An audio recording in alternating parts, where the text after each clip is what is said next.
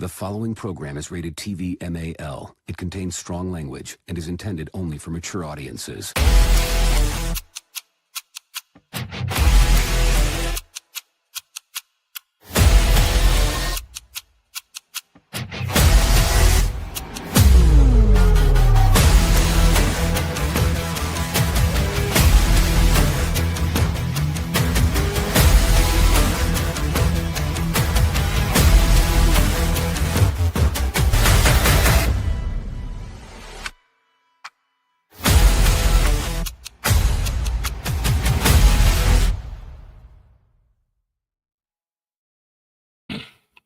Welcome back, you glorious caffeine addicts, to the Dark Roast of Nerdiness, the only podcast where the fandoms gets roasted darker than your overpriced cold brew. I'm your host, your barista of despair, serving up sarcasm with zero sweetener. Let's get right into it. Apparently, Hollywood has decided to gender bend Voldemort. Yes, a female Voldemort, and honestly, I'm here for it. I mean, he who must not be named was already giving off divorced aunt who runs from a crystal shop energy. If Voldemort comes back as a woman, the only thing scarier than the dark mark will be the group chats. Imagine Harry Potter trembling from Avada Kedavra, but in hearing, I think it's funny how. Meanwhile, in a galaxy far too far profitable away, while hitting with the experts call Star Wars fatigue. Turns out The Mandalorian has gone from prestige TV to a cinematic equivalent of reheating pizza rolls at 2 a.m., Still edible, but maybe you just shouldn't do it. Even Grogu, our sweet baby Yoda, has transitioned from cute and magical to that coworker who keeps showing up at the goddamn potluck with the same fucking casserole every time. At this point, the Force isn't with him. It's just kind of being tolerated. And speaking of tolerating, John Boyega has once again spoken about how he would have done the sequels differently, which is great because the sequels are basically a $4 billion improv class with lightsabers. Honestly, let the man cook, I say. He can't do worse than somehow Palpatine returned. I mean, come on. That line sounded like a parent explaining where babies come from. Somehow, Uncle Palpatine returned. Don't ask questions, go to bed. So strap in, sip it, don't ship it. And remember, somehow this podcast returned. So buckle in, pour yourself a cup of something darker than Kylo Ren's eyeliner, and let's roast some nerd culture until burnt to a crisp. I'm bringing in my host, as always. My co-host Shark is joining me, and we have Walrus tonight. The Magic 8-Ball will not be joining us tonight. He is having a night out, but he will be returning soon, as always. If our audio goes a little janky, I do apologize right now. After starting the computer today, Windows and Elgato have decided to tell each other go fuck off promptly. So hopefully we can get through this one. All right, so we're going to start the event, the podcast today with a little bit tiny different. The gentlemen here just got back from their big Airsoft event in Playas, New Mexico. So, gentlemen, I'm going to let y'all take the lead. Tell us about it. Tell us how it went. Shark, if you got any pictures you can bring up to share, feel free to do so. Oh, yeah. Gentlemen, I'll let you take the reins. All right. It was a fun time. Go ahead and take over while I pull this up, Walrus. All right. Well, yes, we went to an airsoft event in New Mexico. Yes, it was hot. Yes, it was really high in altitude. Yes, it kicked all of our asses. But it was a good time. I got to shoot some plastic BBs, get out in the area and touch sand because they don't have grass.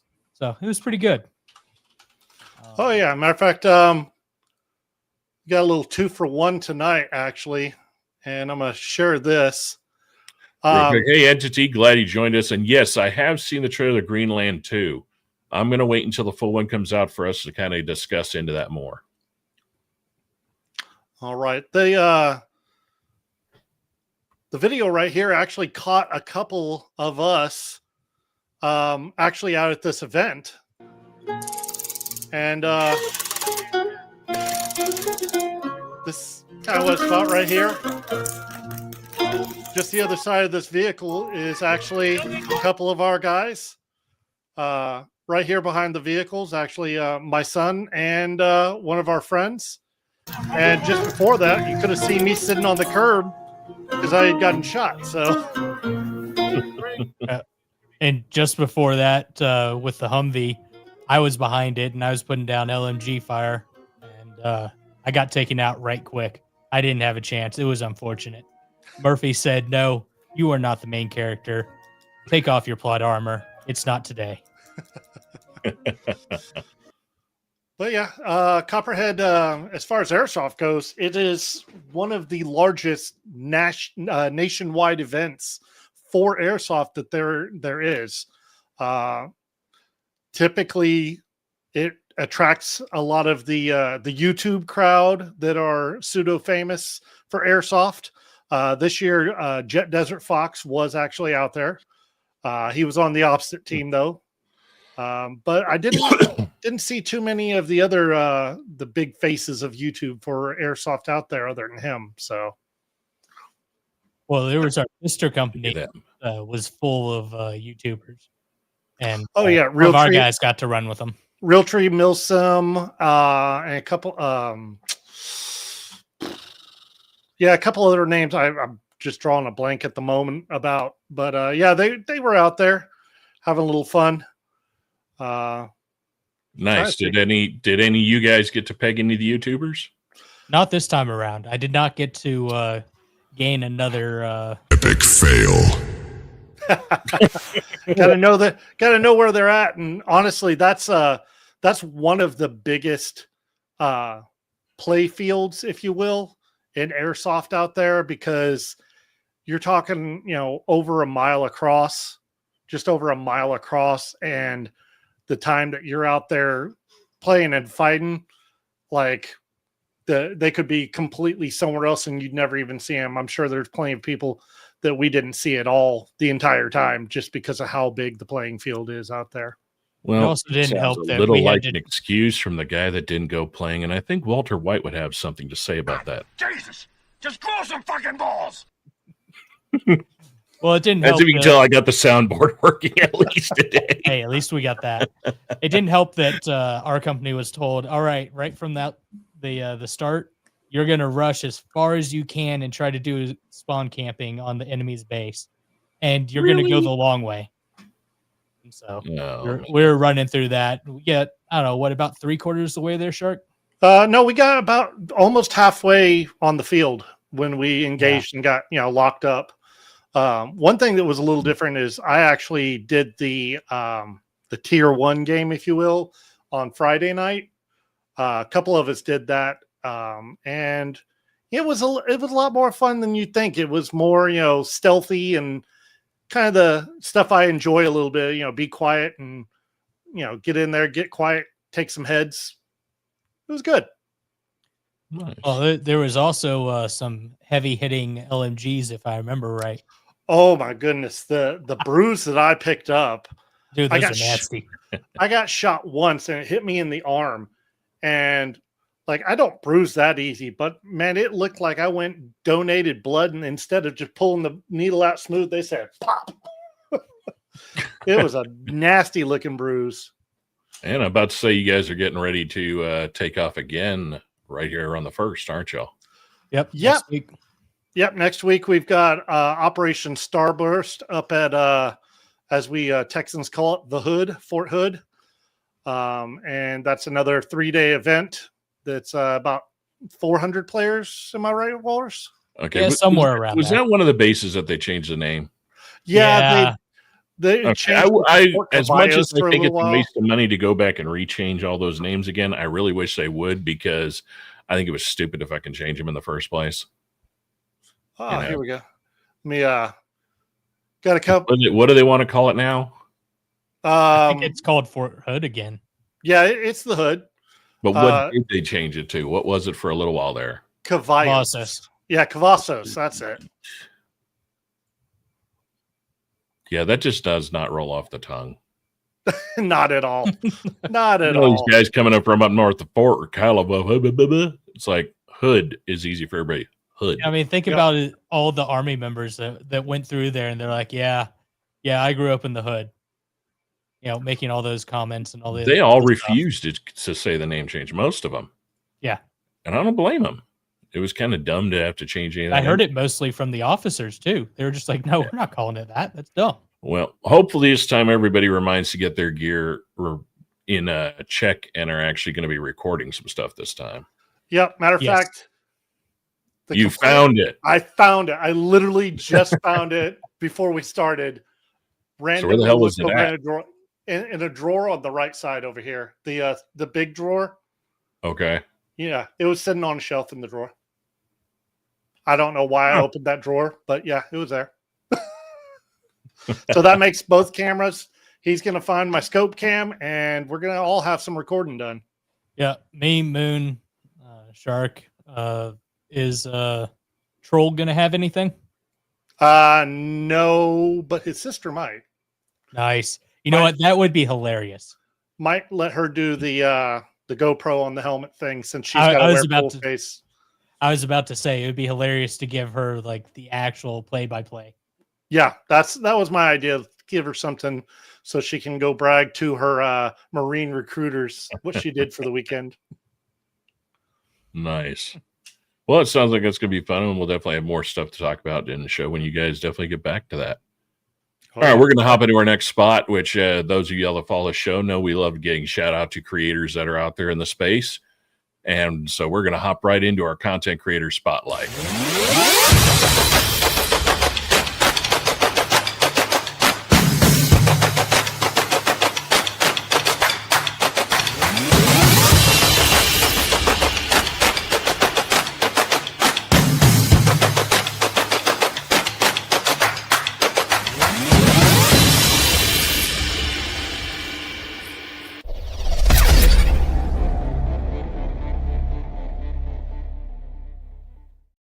All right, so for our content creator spotlight this week, well, every 2 weeks, I guess, our bi-monthly or bi-weekly, whenever the hell we decide to do this shit, considering we're so out of whack on the order right now, it is Shark's Go. So he picked Black Wolf videos. So Shark, yep. Show us what you got. Oh, well, actually, why is it not up there? There we go. You didn't hit the right. I did. So the video actually we were watching of Operation Copperhead just a few minutes ago was actually put up by Black Wolf Videos. They did several photos and stuff out there, which they posted, and also made a short video about heading out to Copperhead. And I know they tend to run with the American Milsim group as far as what they like to produce and take videos of. I just recently found them myself, and have had quite a bit of fun going through some of their older videos and just taking a look at what they produce. So be sure to go ahead and give them a follow if you can. Yeah, definitely. Everybody check them out. Right now, due to we couldn't stream to Rumble last time because apparently Rumble, if your descriptions are too long, it wants to say fuck you. So for right now, the descriptions you'll see in the videos are very short. I will be going in after the stream is over and adding in all the links, including the one for Black Wolf Videos. So definitely, if you want to, go check them out. Shout out, give them some love. But that's definitely someone to check out again. I didn't realize that, man, like you're actually scrolling through it. They have a lot. Like, yeah, they've been doing this a while. Yeah. And they're pretty. 786 videos. Holy shit. Yeah, they're pretty. And they do photography.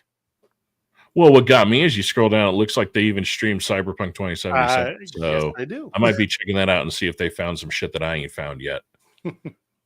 So, all right, well, we're going to hop into our next subject for the evening, which basically we're going to take a look at the trailer for The Mandalorian and Grogu. I have my thoughts on this one already, so we'll give this one a quick run. Due to this actually being streamed off of the Disney One Direct, we are definitely, Shark, you're going to be doing our nice little every 20 seconds. So we can talk. This is fair use, people and ladies and gentlemen. This is fair use. And the link for it will be in the description below. All right, here we go.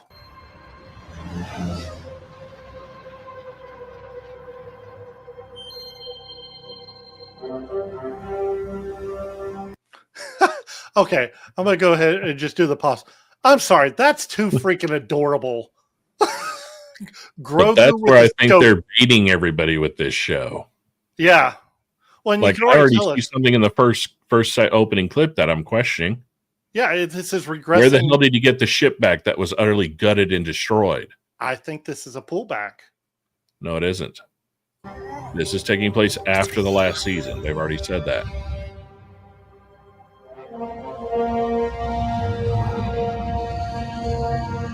And now they got to tie in the new films by being in Boba Frick, Oh yeah. the little guy that's in front of him. Yeah. And now we know where half the budget for the show went. Yep. I'm surprised she's not blue. Oh, well, No! she's got to be our girl boss for this movie. Because remember, this isn't a show. This is actually a movie. Oh yeah, that's right. And what are they doing? If you notice right here in front of her, that is an IKEA coffee mug. She cost them half the budget. And it doesn't even have blue milk in it. Like, come on, what are they doing? That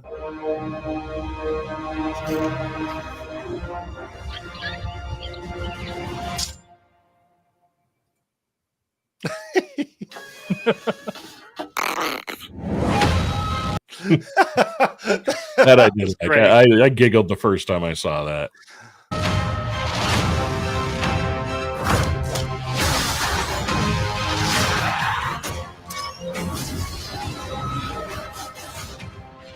Okay, so just his first Razor Crest, did it have yellow on it? No, it did not. It was completely silver. Okay, so yeah, this is evidently a different Razor Crest. Not only that, you can tell the back of the Razor Crest is completely different from before. Okay. So hopefully they're going to explain where the new ship came, considering he had the badass Naboo style fighter, and now that's vanished. Yeah, that thing was awesome. Yeah.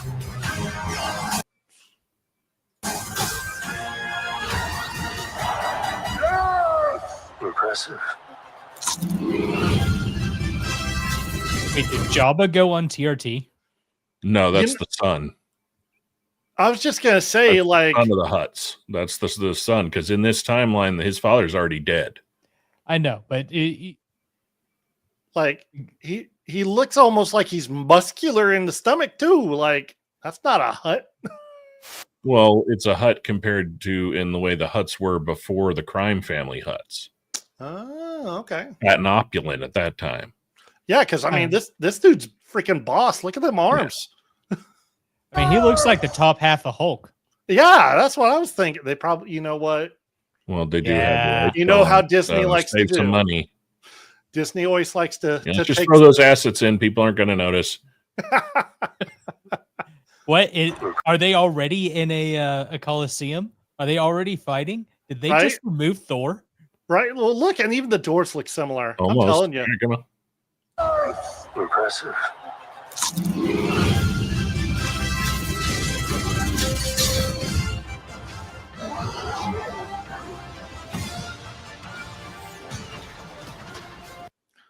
All right. Well, at least I mean, they're bringing that some of the explosion classics. looks cool. Well, and they're bringing the classics back. I mean, I like. Yeah, but here comes the part that got me after this scene. It's like you can tell that the writers and the director of this scene after the explosion didn't know what to do and wanted to waste some time.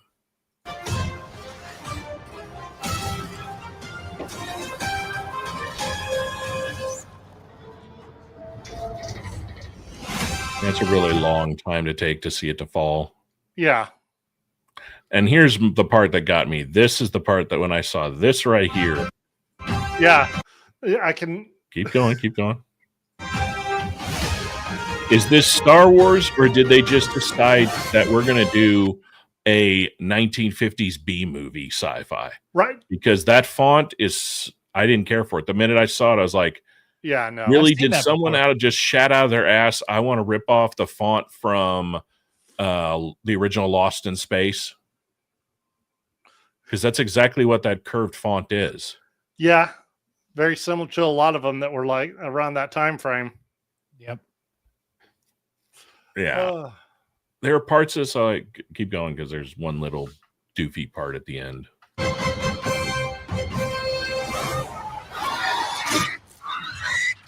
Good shot, baby. Yeah, we gotta throw in that character that nobody gave a fuck about from the last film that everybody wants to forget. And why's he got the training darts again? That's what I'm saying. It's like, I have no hope for this one. I really don't. I think it is literally trying to be a look, we brought Grogu back. Look, we brought Grogu back. Cash grab, cash grab. It almost is like gag reels. Well, to me, the whole Grogu thing's kind of losing it. It doesn't. If they had kept the show up and kept it out regularly, and we had seen him grow, and we had seen some type of development as character, I'm all for following the adventures of Grogu, especially considering you look at the fanfics and some of the comics and books that were done by people after his character kind of popped on the scene. I'd love to see that badass version, but considering he decided not to stay with Luke, everything they created doesn't exist. It's fanfic at that time, you know. And I don't know. This trailer really didn't do anything for me. It made me more okay. Not like the trailer for the very first season. You were like, oh shit, what the fuck is this? Yeah.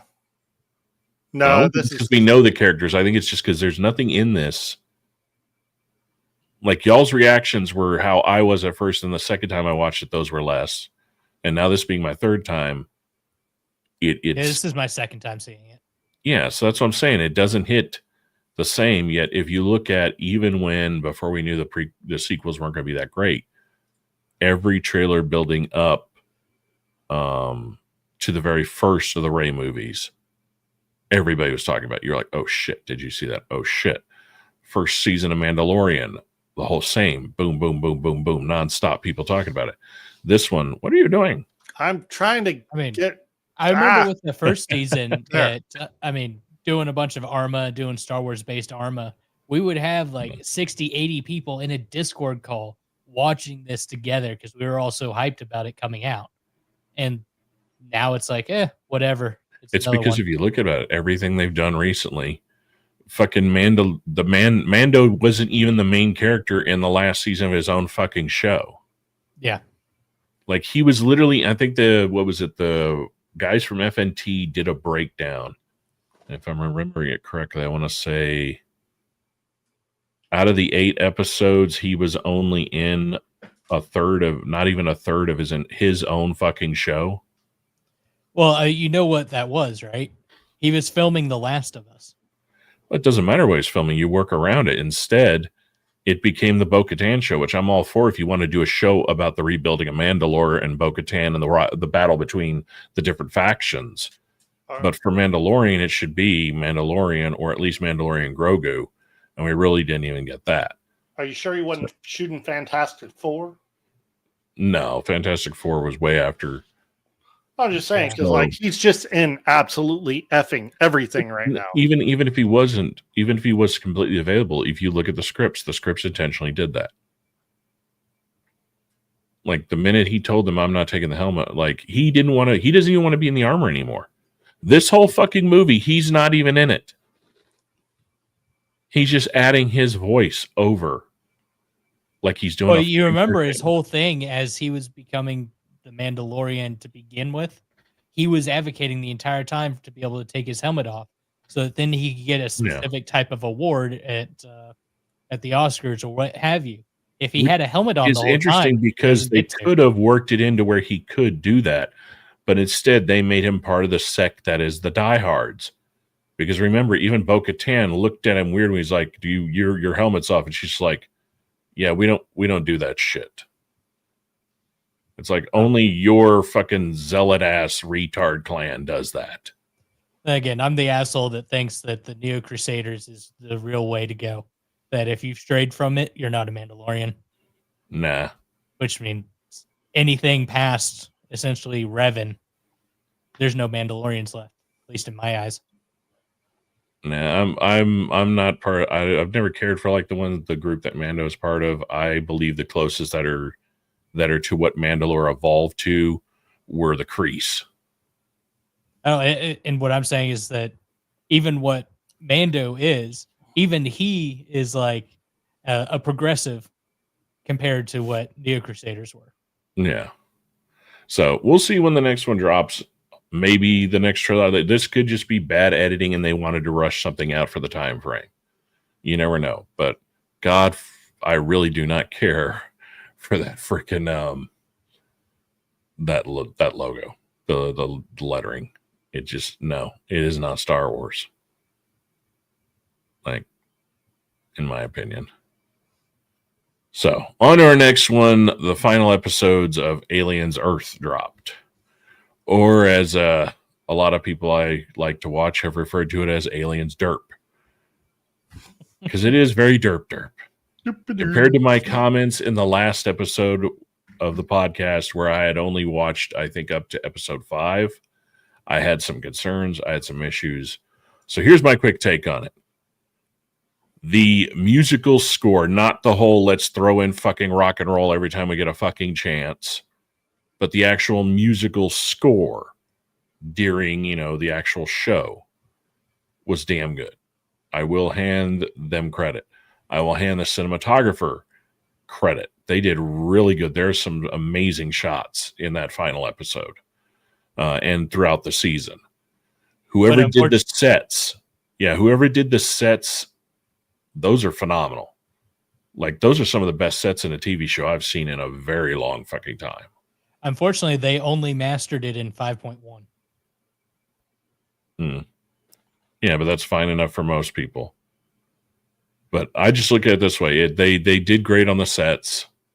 Now, let me bring over my notes here. All right. For being a boy genius, he's a fucking tard. He is a fair. goofy tard. I do not find him threatening. He was never menacing. He was annoying.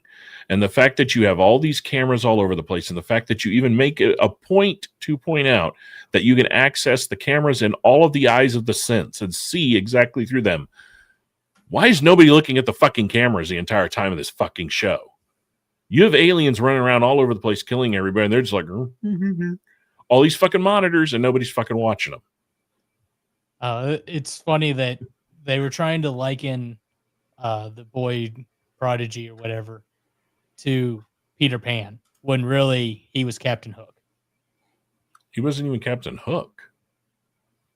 If anything, the cyborg is more of Captain Hook. See, I was going to make him... he's the one manipulating the Lost Boys. What was the guy that was the right-hand man of Captain Hook? That was Mr. Smee. Yeah, I feel like that's what the First mate. robot was. I can kind of sort of see that. Here's the thing: the show does hit on the nostalgia strings 100%, and it doesn't do a half bad job. It's very strong. I don't like the fact that it seems like everybody in the show, except for a few little key players, are dumber than hell. And I don't understand why the fact of the one black guy synth had to act so goofy childish when you look at the first episode when they sink them all and you see him as a kid. He was actually one of the oldest ones. Yeah. So why is he acting so simpleton? Like, that got annoying. Gary Coleman. Now here's an interesting little tidbit. Did y'all realize that the entire Aliens universe and Blade Runner are the same universe? No. Synths are replicants. Really?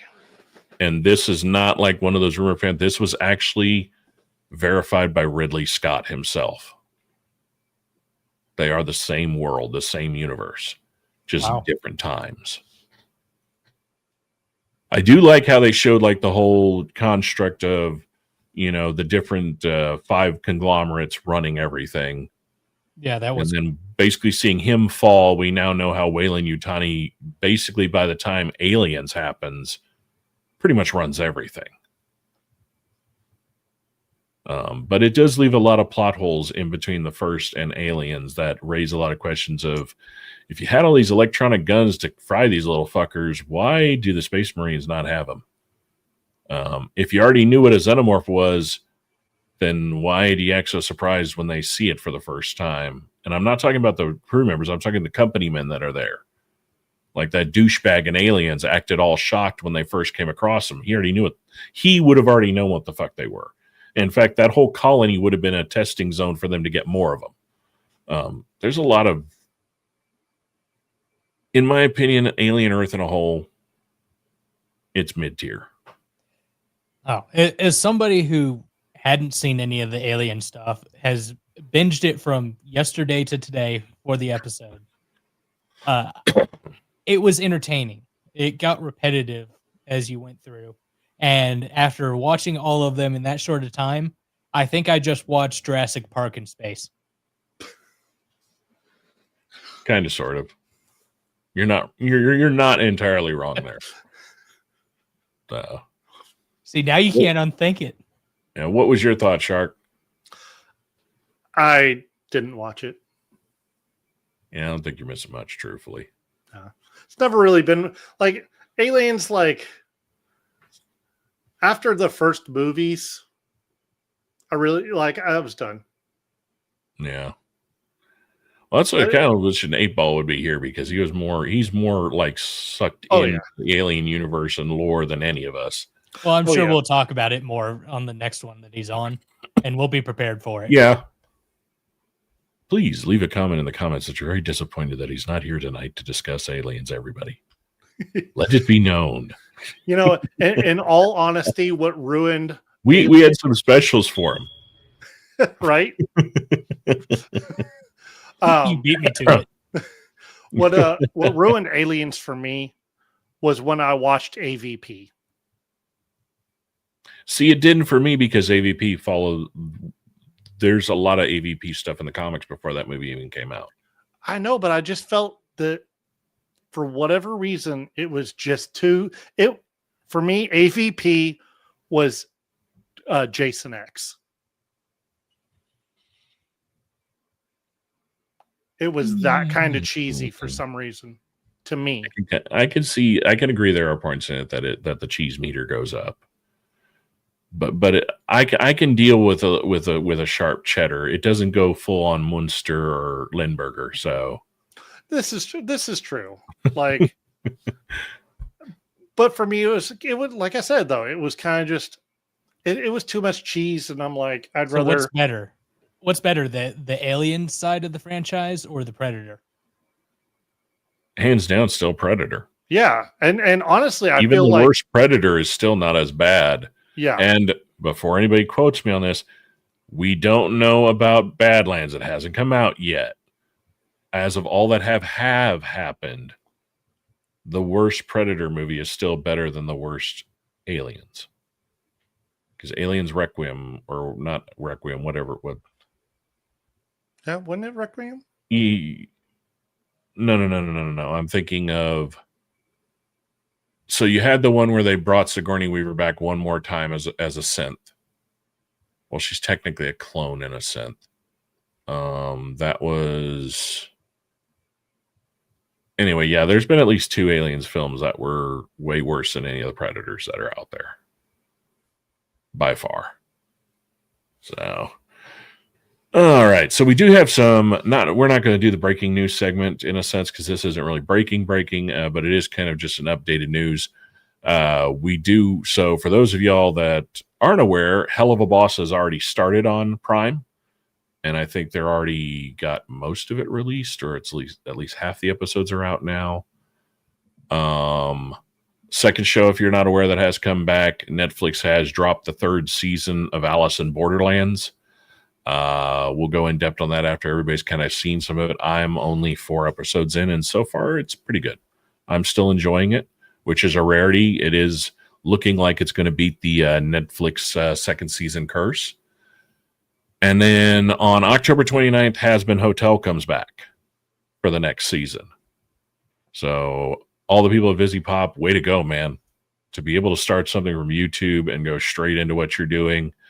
I mean, the only other people I know that have done that and are seeing the success and hopefully continued success are people like Critical Role with crap, I'm drawing a blank. What was the cartoon that they did? Oh, the one with Scanlan and all of them. Yeah, all the characters Yeah, because the one they're working on now is the Mighty Nine. I cannot remember the name of the I can't cartoon. think of it either. I don't know. Right I'd now. almost argue that Red vs. Blue also did it. Yeah, but we're not talking the same. Red versus Blue is just on YouTube. Like you can watch the collected on all their platforms, but Critical Role was the first to take something that they just did off the cuff on YouTube and create a cartoon that actually got paid to do it, making money off of the merchandise. Like they went full on money machine, full on production out of it. Red versus Blue was literally only kept alive through the YouTube members and stuff like Patreon. I don't even know if they're getting probably any good residuals from Netflix. I think it's one of those that it was a package deal. Well, it's currently on Amazon, so you know how Bezos is fucking them. Well, yeah, Bezos fucks everybody. But like VisiPop is making bank with Prime having that locked-in contract of anything they come out with. So, and the fact that they're still kind of throwing shit out there on YouTube randomly too. So, damn, it's going to bug me until we remember what the Critical Role thing was called. Yeah, search that up while we hop into this next one. Well, so all right, so I was going to say another show coming out that wasn't supposed to come out, but is evidently getting new episodes in 2026 is freaking Beastars. They're continuing the storyline from the comics. All right, so this kind of you've probably seen out there, everybody kind of talking about this, bringing their thoughts up on it. So we already know that Snipe was cast, and it's going to be a gentleman of color playing him in the HBO. That is locked. That is not a rumor. That has been confirmed. They've even put him on the headers. He's on the IMDb. Right now, they are apparently Legend of Vox Machina. The minute you brought the photo ID, you have to read the damn thing. Yep. Okay, so yes, if you never checked out Legend of Vox Machina, check it out. Critical Role's new series there, and should be releasing, I think, early next year, which is the Mighty Nine. And those universes do coincide right in the same D&D universe. It's just different tales of legendary heroes of the characters that they played during their campaigns. Okay, so a female Voldemort is what we're looking at here. So take all of this with a grain of salt. There are a lot of people that have been just charging forward this online going, they casted a female. Da, da, da, da, da. Here's the truth of it. Here is what is broken down over the week. This was all reported due to the fact that there is supposedly an open casting call for both male and female actors to come forward and try out for the role of Voldemort. That said, this could be a union thing that they have to do that. Well, considering this is being filmed in the UK, and with all their stupid laws they've created recently of the, going full tilt on in the DEI shit, they may have to. Also, it came forward that where this rumor came from was from Daniel Rickman. Daniel Rickman runs the channel Daniel RPK. Or as I like to call him, I don't tell shit, I clickbait the fuck out of you and make you read the story through my paywall on Patreon because I'm a fucking douche. This guy is literally a rumor milling asshat. His projections being right, and this is being nice, are maybe 40%. They're probably lower. This guy ranks right there with Mike Zero. If you're not familiar who Mike Zero is, search his channel. You will realize that for 10 years or most, all him and Daniel RPK do is shit on a plate and put it forward until this is happening. Oh, no. They tried to spray it gold first and then serve it up. Well, I'll hand Daniel Rickman one credit versus Mike Zero. At least Daniel Rickman, unlike Mike Zero, does not look like he is a Temu version of a Brody cosplay. I mean, everything you just described is the Wall Street Journal. It's most of them nowadays. But yeah. But so to be fair, though, in the books, the way Voldemort is described, because honestly, the Voldemort we got before was a little thick compared to what they describe him in the books. I could see a woman having the figure to play Voldemort. No but problem, you can't because it's all make makeup. Voldemort female, considering Voldemort's name No. comes from a mixing around of his actual real name, Thomas Tom Alvin Riddle. Correct. But I could see the character being played by a female because of the figure. They're going to have him in thick robes. You aren't going to be able to tell. Yeah, but if you want to pick a female that could actually look like he did with minimal makeup, the one you pick is not the one you'd want. And that's that damn Aribo chick that was in fucking Wicked. Good thing about her, you wouldn't have to put a bald cap on her or shave her eyebrows off. I saw, what's her Just face? spray her a little bit of gray and go on, bitch. What's her face? That was part of the King's Guard for Black Panther. I saw that they were trying to put her face next to Voldemort and bring her up. Oh, yeah, but she doesn't look like that anymore. I mean, she did that Woman King movie, and she fluctuates in weight, and I'm not going to talk shit about her because she is actually a really damn good actor. Oh, yeah. I still say the word actress. Cancel me, I don't give a shit. Still always going to be actress. She's a phenomenal actress, even though she got wrapped up in that dumb Woman King movie, which was an utter load of dog shit. Historically, everything. Yeah, let's make a movie literally glorizing someone who committed mass genocide and enslaved a black person who enslaved black people. But you know what? Give credit. It was a subject that wasn't covered. They didn't regurgitate something to come up with the movie. True, but they also sugarcoated it too. At this point, you're going to I do a will take historical some movie. sugarcoating. Keep in the good, the bad, and the ugly. But at this point, I'll take some sugarcoating as long as you're giving me something original. Yeah, but here's my thing about female Voldemort. This is modern Hollywood. This is being done in the UK, which basically took California Hollywood and made it even 10 times retarded. They've gone full tilt on the stupid. In that case, you can't tell me that these writers, since they're already changing up so much, aren't going to try to make you feel sympathy for Voldemort. He's not evil. He's misunderstood. And if they make it a female Voldemort, yeah, they're going to try to do some shipping in there somewhere. They haven't everything else. I mean, fuck, Lord of the Rings literally had Galadriel trying to ride Sauron's bones. Yeah. Literally. So that's my take on it. I'm hoping that this is literally just, again, Daniel RPK being the lying clickbaity douche he always is. So we'll see. But we still got more characters they got to cast. And so far, some of the, as we've already talked about, some of the cast is very, like mainly Snipe is very questionable. And if you stay to the way things are supposed to play in the book, can be very, very problematic. Mm-hmm. Like, especially when you get to Harry's father hanging him from a tree and treating him like shit. Yeah, that's historically going to go over real well. Instead of Potter's dad just kind of being a teenage douche, now he's going to look like he's junior KKK. So that's what I'm saying. They want to throw these things in and they want to do it, but they don't think about the aftermath. But then again, look how many things we've seen that they've made the worst, most despisable, the character you're supposed to revile and make them, oh, they're not that bad. They're misunderstood.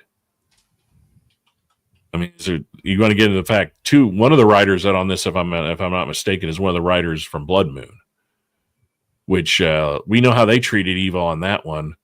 We're going to tout about how we have the biggest first gay kiss in Witcher history. And what character do they use it on? The character that you're supposed to feel sympathy for after he just genocided an entire fucking village. And smiled while doing it. But he's misunderstood. All right, so next we're getting into John Boyega has striked back. So at Florida SuperCon this year, John Boyega was there for basically, talking to the fans, And it kind of came up that go ahead and scroll through it, Shark, so I can actually read what he said without like changing it up. Okay, so let's see here. Actually, let me bring it up. You show it there, and I'll bring it up here so I can actually zoom in because my eyes suck. Well, and while you're bringing that up, Florida SuperCon, I'd like to give a shout out to the Delta Fleet, who I'm part of. They were out at SuperCon, repping our Star Trek group out there. Nice. All right. So this said, asked by an audience member at his Spotlight panel what he would do if he were to remake the Star Wars sequels he appeared in, that is Force Awakens, Last Jedi, and Rise of Skywalker. Boyega was incredibly honest, which I think basically he's finally hit the point of fuck Disney, fuck what they did to the character. I'm in a firm agreement that I think what happened in the second movie was not how his character was supposed to play out, because we all know, like, it is not rumor. It has been set in stone that they rewrote the script multiple times, because the minute Abrams backed out of the second film, the guy they brought in literally took it in a completely, 180 direction from where it was supposed to be heading. And then, of course, Abrams came back, I think, for the final one and had to try to find a way to fix what was undone in the second one. So I think Boyega already knew his character was supposed to go in a better direction, and then he was basically landlocked into contracts and couldn't get out by the time he read what they did to him in the second. So, all right, let's see what he said. Honestly, I could forgive a lot of stuff if they did whatever they were going to do to Boyega's character and just completely removed the concept of Rey. Just remove her. No, you could have left Rey in. You could have left Rey in and literally kept both of them going with a better trajectory. Oh, again, that's like me. Rey to me was not Rey was not, in a sense, the major problem until they did the whole Palpatine shit in the end. Until Luke went out the way he went out, getting rid of Han. If they had not made the multitude of mistakes they did, the Rey character was not that big of an issue. It only became the forefront of the issue because you wiped out all the legacy characters. So all the focus was then centered on her and Kylo. So, and he gets into this. He goes, okay. So he said, it would be mad, said Boyega. He goes, first of all, we're not getting rid of Han Solo, Luke Skywalker, all these people. We're not doing that. The first thing we're going to do is fulfill their story, fulfill their legacy. We're going to make a good moment of handing on the baton. In case you've somehow avoided the blah, blah, blah. Okay. What do you say here? They kind of juncated in this article. He goes, our new characters, said Boyega, will not be OP'd in these movies. They won't just grab stuff and know what to do with it. No, you're going to struggle like every other character in this franchise. I do that. He goes, I'd look to the old Republic stories, the actor continues, and see what we can add to the continuation of that. I would definitely want to see Force Unleashed stories in there. I would try to expand the Star Wars universe as much as possible while respecting the lore. If we're expanding the lore, we have to do it within the respective boundaries that stay true. He goes, but Luke Skywalker wouldn't be disappearing on a rock. Hell no. Standing there and he's like a projector. I would want to give those characters way more. So in other words, he basically whipped out the anaconda and said, fuck you, Kennedy. I will say that the whole idea of Luke being able to force project himself that far away and do a fight was really cool. That scene was cool, and it was cool him and Kylo fighting, but I would have rather seen him actually fighting him. Oh no, I think there wasn't but any the main thing is build-up dying and fading away after that was the dumbest that should have never did. happened. It should have just showed his power with the Force, even though he had given up kind of. Well, see, I that's would've been the okay thing. with it if they Even built up Mark to what he Hamill did. has come forward saying now that I guess after all the fans and everybody talking and him getting time to actually look at all of this, even he said in an interview recently that Luke would have never given up. Like, he's looking back at how they made him betray it, and he's pissed. Finally. And I think it's because he's finally realizing they made your character a blue milk drinking whiny bitch. And Luke never was that in the stories following up. No, Luke he became was literally the most ultimate badass that universe had ever seen. Yeah.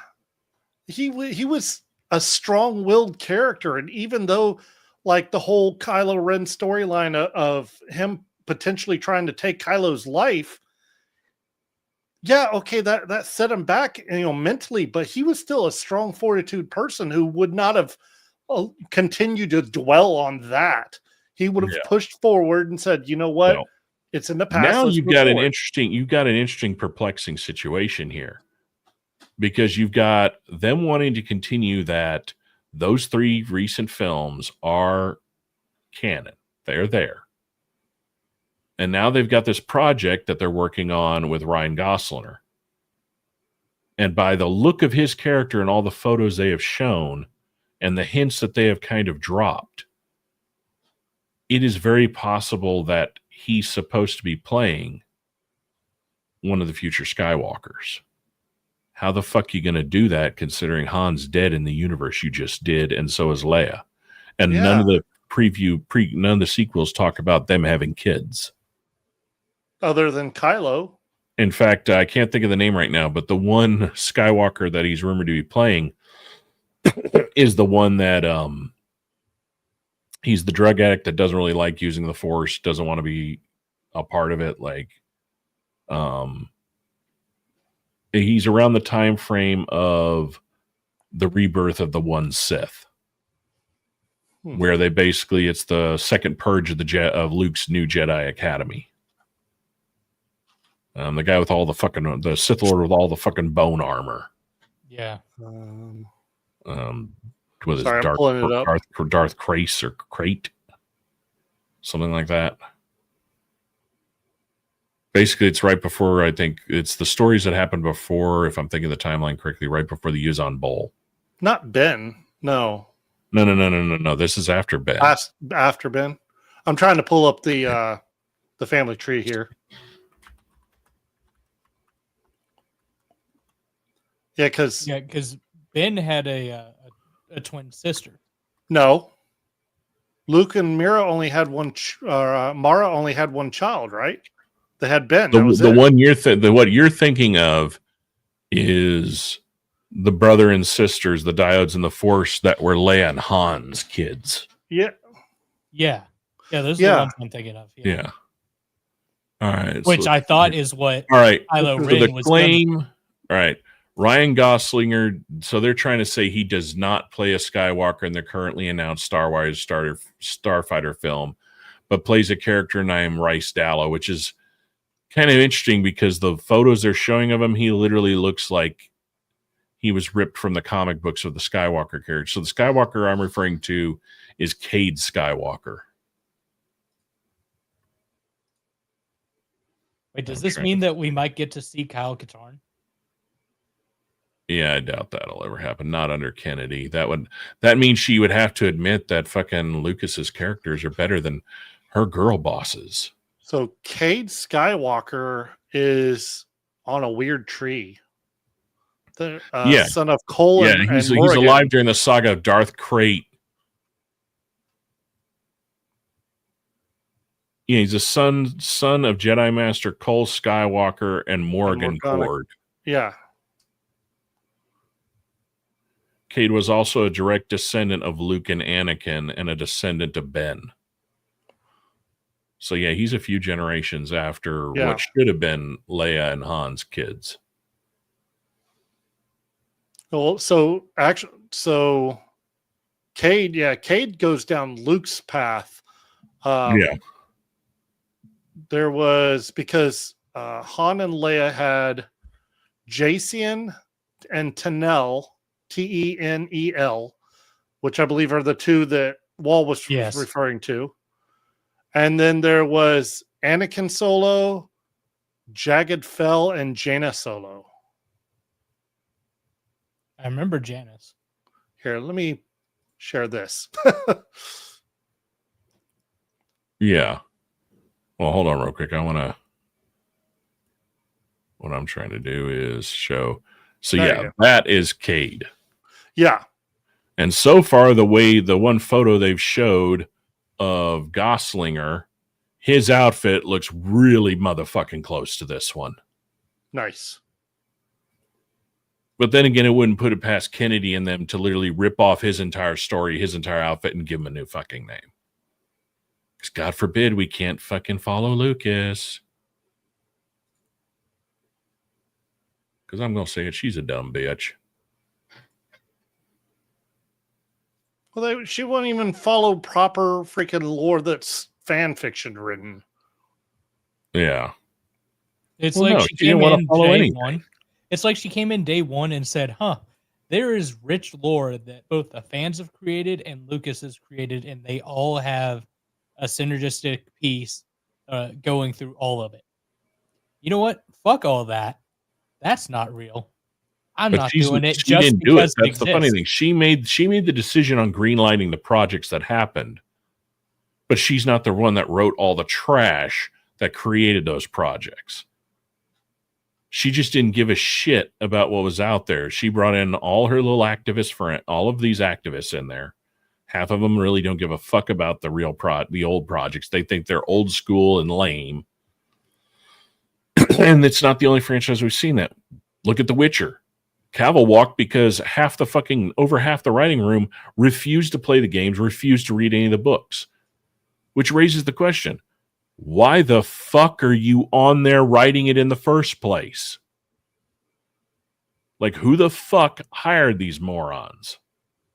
Same with Rings of Power. You have the entire treasure trove of Tolkien knowledge, including Tolkien scholars. And who do they bring in? A whole bunch of fuckers that never fucking read any of it. It's the same shit with Halo, too. They completely bastardized the entire existence of Halo when it went to Amazon. Yeah. So, and then you can even see it in some of the newer shows, too. Like, as much as I love The Boys and I love Gen V, there is a lot of fucking tongue-wagging activist hidden Antifa bullshit in them now. Yeah.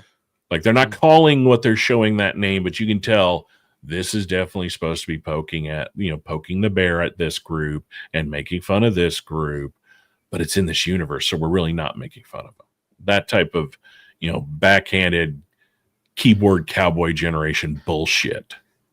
And I mean, throughout the history of cinematography, there's always been a theme of that the stories and the guidelines have followed real world situations to an extent.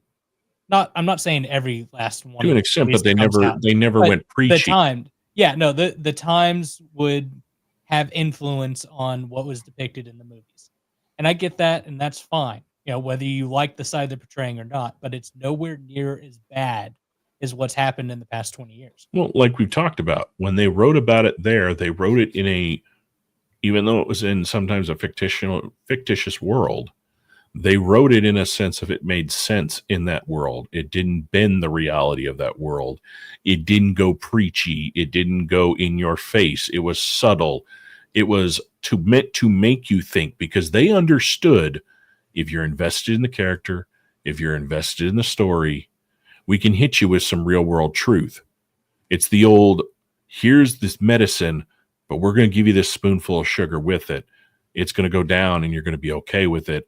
And about a week later, when you're at the water cooler talking with everybody at work that watched it, it's going to click in all your heads. Oh, shit.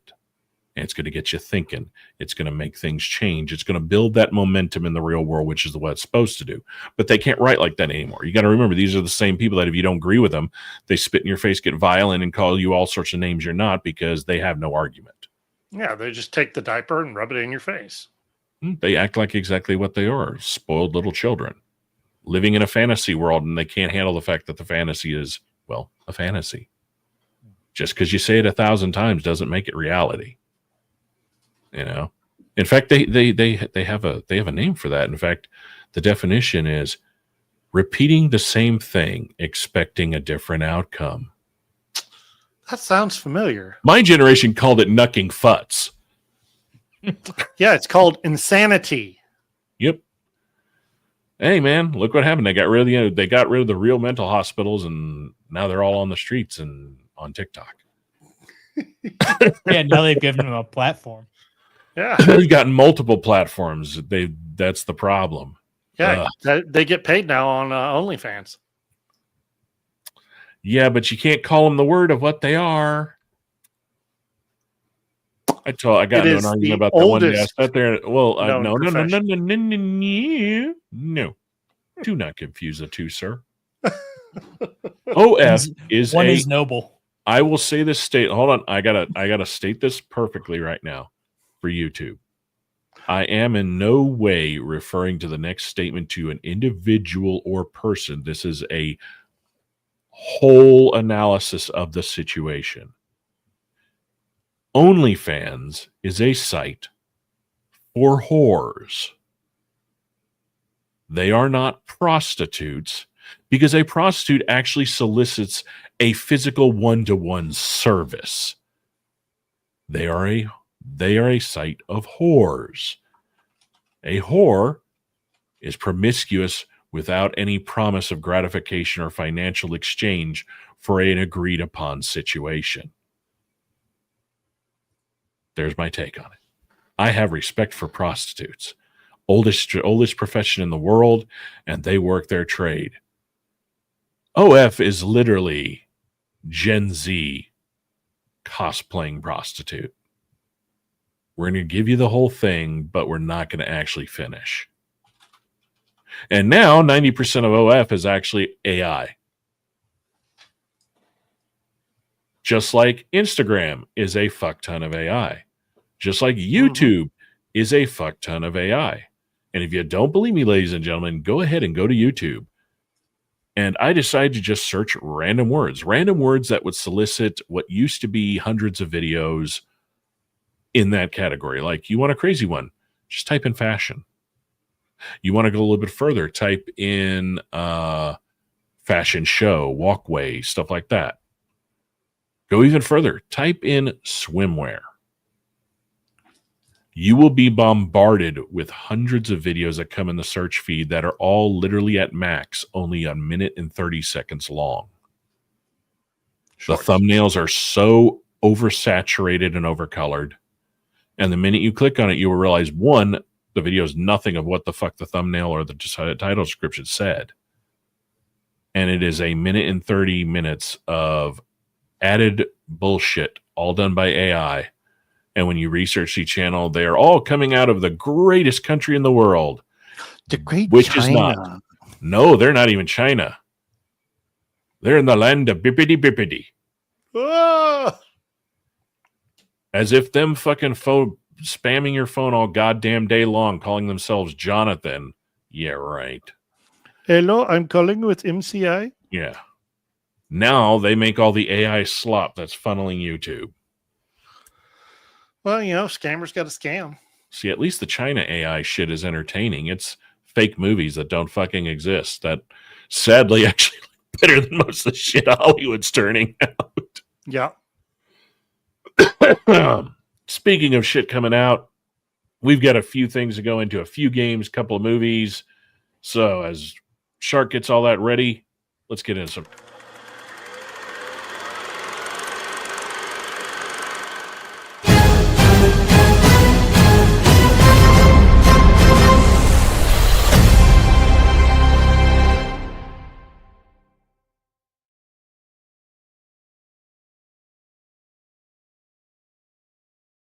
All right, so you are doing this from top of the Trello down, correct?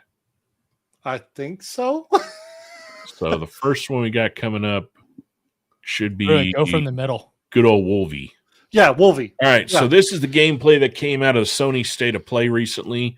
This is Marvel's Wolverine. When I first heard about this, I was kind of like, because let's just face it, in the history of most games, when you bring in Wolverine, it doesn't really work too well. But this one so far, and I haven't watched this all the way through, so this will be my first time. But yeah, this is Marvel's Wolverine. This is actual gameplay from Sony's State of Play. All right, just remind me, with PlayStation or Sony, do we have to do the pauses? Not on games, it's movies. Movies Okay. and TV shows is where they get all apparently anal retentive. All right, here we go.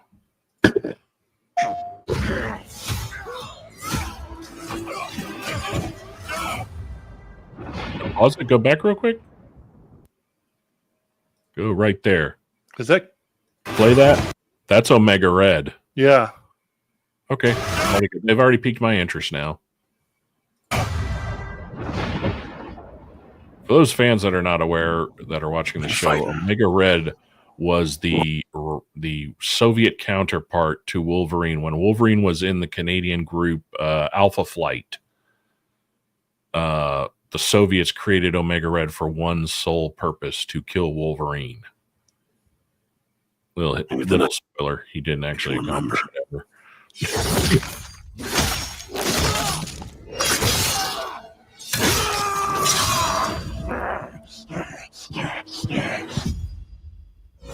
Hey, You know, I have to say, I'm kind of liking this so far. I'm liking it.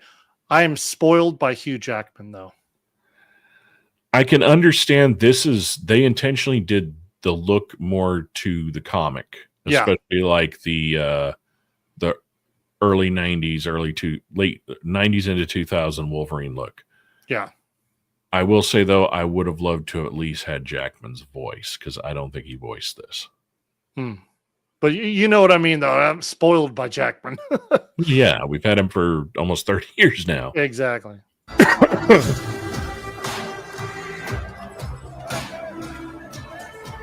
like to say I'm not a violent man. The trouble just has a way of finding me. But I'd be lying. Doesn't matter where I go.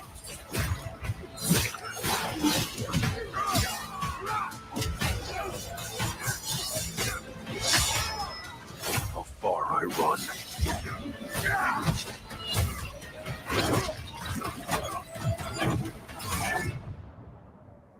Death's always waiting.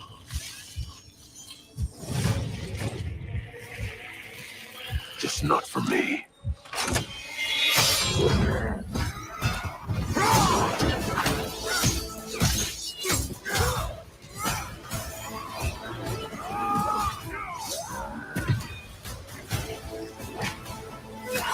Yeah, Mystique.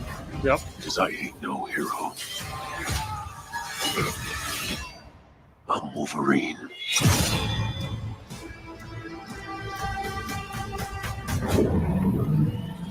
Ooh. Nice. Nice. Okay, I'm interested. yeah, okay. Yeah. Yeah. I might, if this doesn't come on PC, I might actually have to pick up a PlayStation. Shit. Well, I mean, so long as it's not like $70+ I'll probably pick it up. I know it will be, but hopefully it'll be on Steam. Yeah. Steam, or hopefully pretty early. I mean, obviously it won't be the first couple of months, but probably early on, it would be nice for it to be on the monthly PlayStation Network game. What's y'all's thoughts on the game Ananta? You know, Entity, you're actually the second person that's brought that game up to me. It's on my list. I just hadn't had a chance, so we might actually throw that one in if there's a trailer or something at the end of them. So hang in there. But you're my boss. Well, I don't really have a boss, but technically the manager of our little section of what we do. He brought that game up when I brought up one of the games we're about to watch here in a little bit. So yeah, definitely we'll check that out, because it was just my brain fog did not throw it on this list.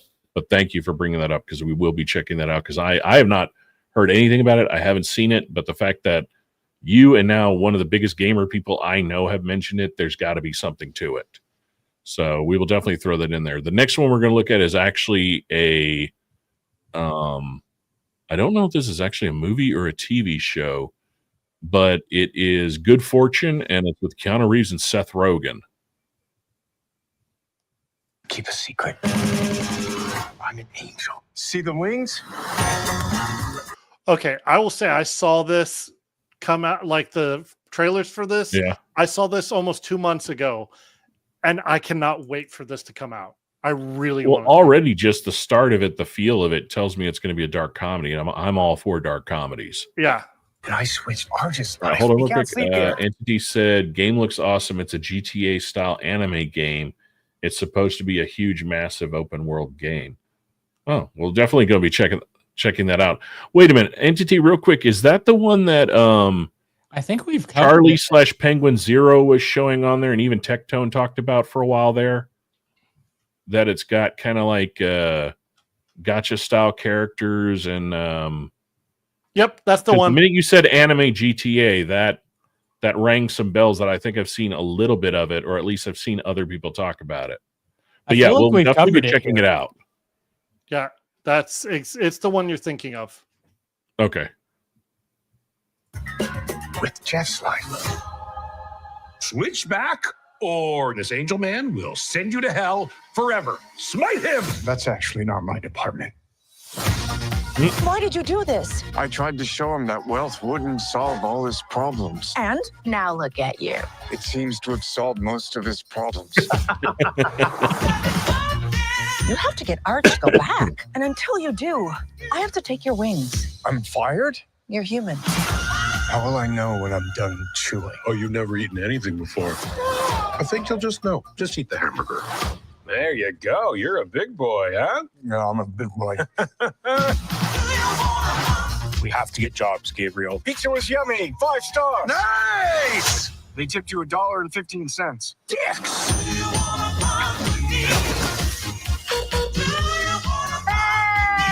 Don't you see how superficial a life of wealth and success ultimately is?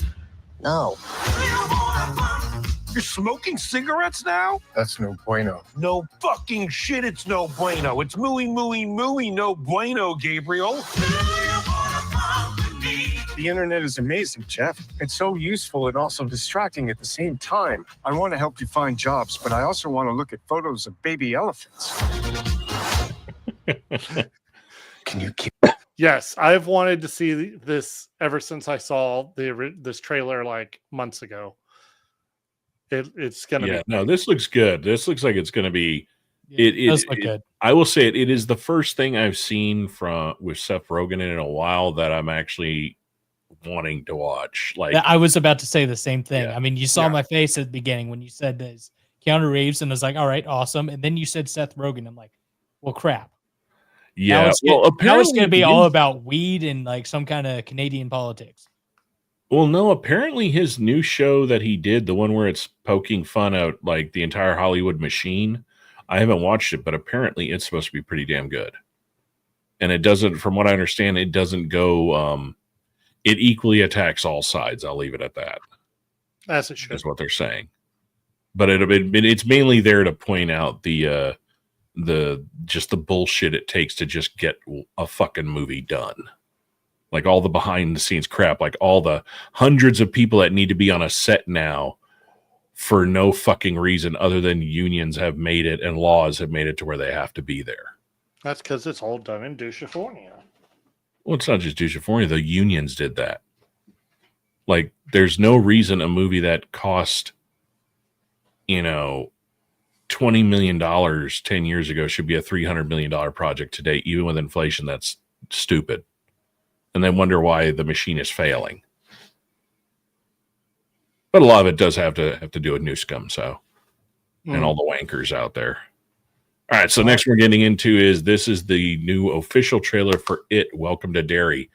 And from what I've gathered on this series, this is actually supposed to be a more close to the book Pennywise origin. Is what this is supposed to be. So this is supposed to be, I think, taking place, like the whole show is before the kids and the book, but at the same time goes into more of what the fuck he actually is or how the fuck he actually came to be. All right, here we go.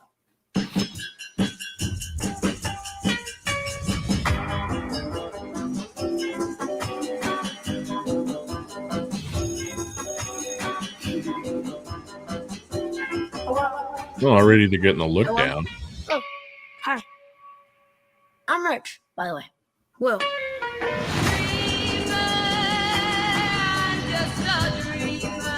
We're renting a house in town, 8 years living All on right, base. so I we need to think- just kind of keep talking periodic, not pause it, just say something because I'm more worried about the music. Oh yeah. But go ahead. My missus is ready for a little taste of normal. Well, if normal is what you're after, you two are going to love dairy. You don't like it much down here, do you, Miss Hannah? What time is this It's placed hard in? not to miss the things you Huh? leave behind. What time is this placed in? 60. It's supposed to be 50s, 60s. Okay. Yeah, early 60s.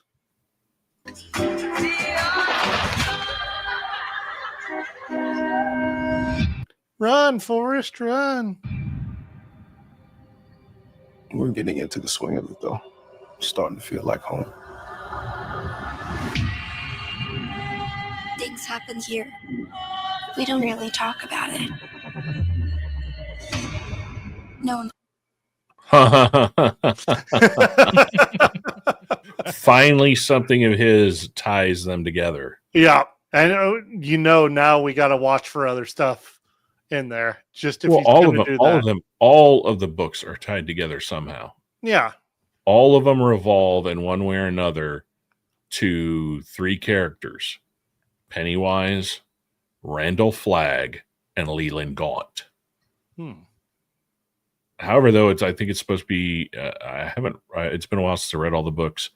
Leland Gaunt and Randall Flagg, I think, are all just different variations of the Dark Man through different phases of his existence.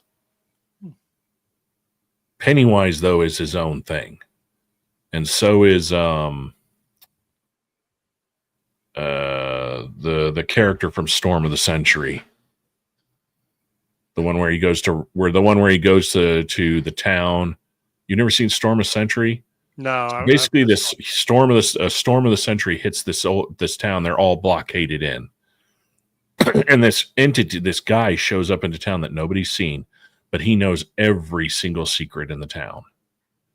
And they all finally congregate at the town hall, and he walks forward. And he basically tells them, he goes, "I came here because just like Roanoke, people in this town can keep a secret." He goes, "You will pick one of your children who will go with me. And if not, the whole town will basically be wiped out of existence." The town that it's supposed to be taking place in is the same town that Dolores Claiborne is in, because he even references in the story, he goes, "I came here because you can keep a secret all the way to when Dolores Claiborne killed her husband. None of you talked." And then he like raises his cane, and they're like, "Well, why do you want a child?" And he raises his cane, and it shows how that he's centuries old. And then he puts it back down, and he goes back to normal. And he goes, "Because in your years, even though it's hundreds of years away, I am dying. And your child will become like me and basically carry on whatever his scope of the grand existence is supposed to be." But he's one of the only characters other than those three. Like, there's basically Leland Gaunt and Randall Flagg are the two main ones. And the reason, if you've ever read the story Needful Things, that's the shopkeepers is Leland Gaunt. Jack. Yeah, my Fuzzy's outside. She got annoying too quickly. All right, here we go. Very quickly. Well, if I had water and food here, she'd pay. They never even found a body. But maybe you could figure out what really happened to him. Could have been a drifter. Hold on. Entity, no, this is actually supposed to be a prequel to It. So some of the characters you're seeing are going to be the kids that eventually take it. And I guess other storylines in this, we're going to get more into understanding of what happened in Derry, what Pennywise actually is. But yeah, the call out we were bringing to light was the fact that, yeah, this is the first other than Shawshank Redemption of a Stephen King project to actually show a reference to Shawshank Prison. Kidnap a kid and keep him underground. In the sewers.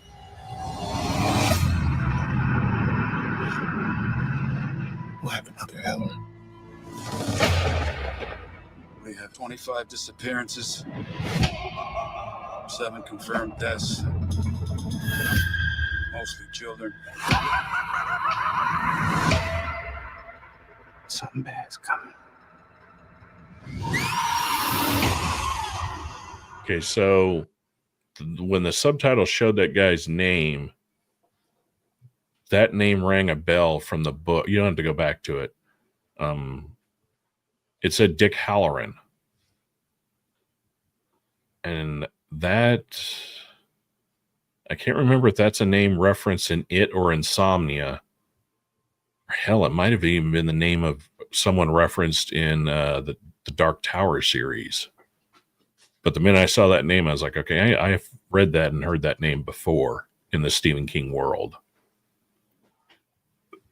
So this might actually tie multiple ones together. What is that?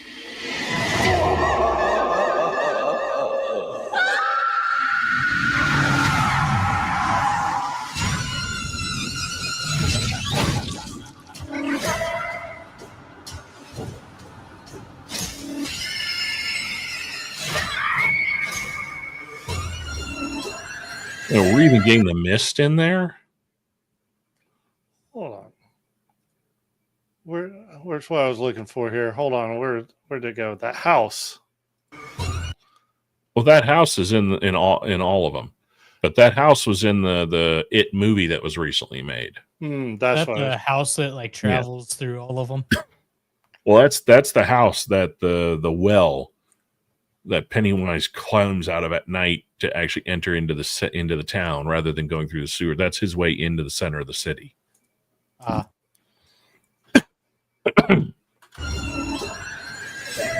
Also, the house in the books that the asshole Billy attacks the kids in with the knife.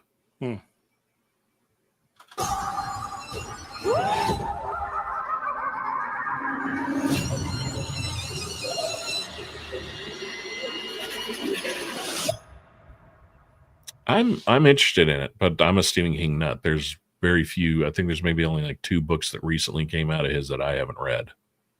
Like somewhere in this house, well, hell, I think we found him in the garage, didn't we? In one of the Foot Lockers. I have every Stephen King on paperback. Yeah, Entity, you're right. It does look very much like the house from Monster House. Yeah, that's that may have been what I was thinking.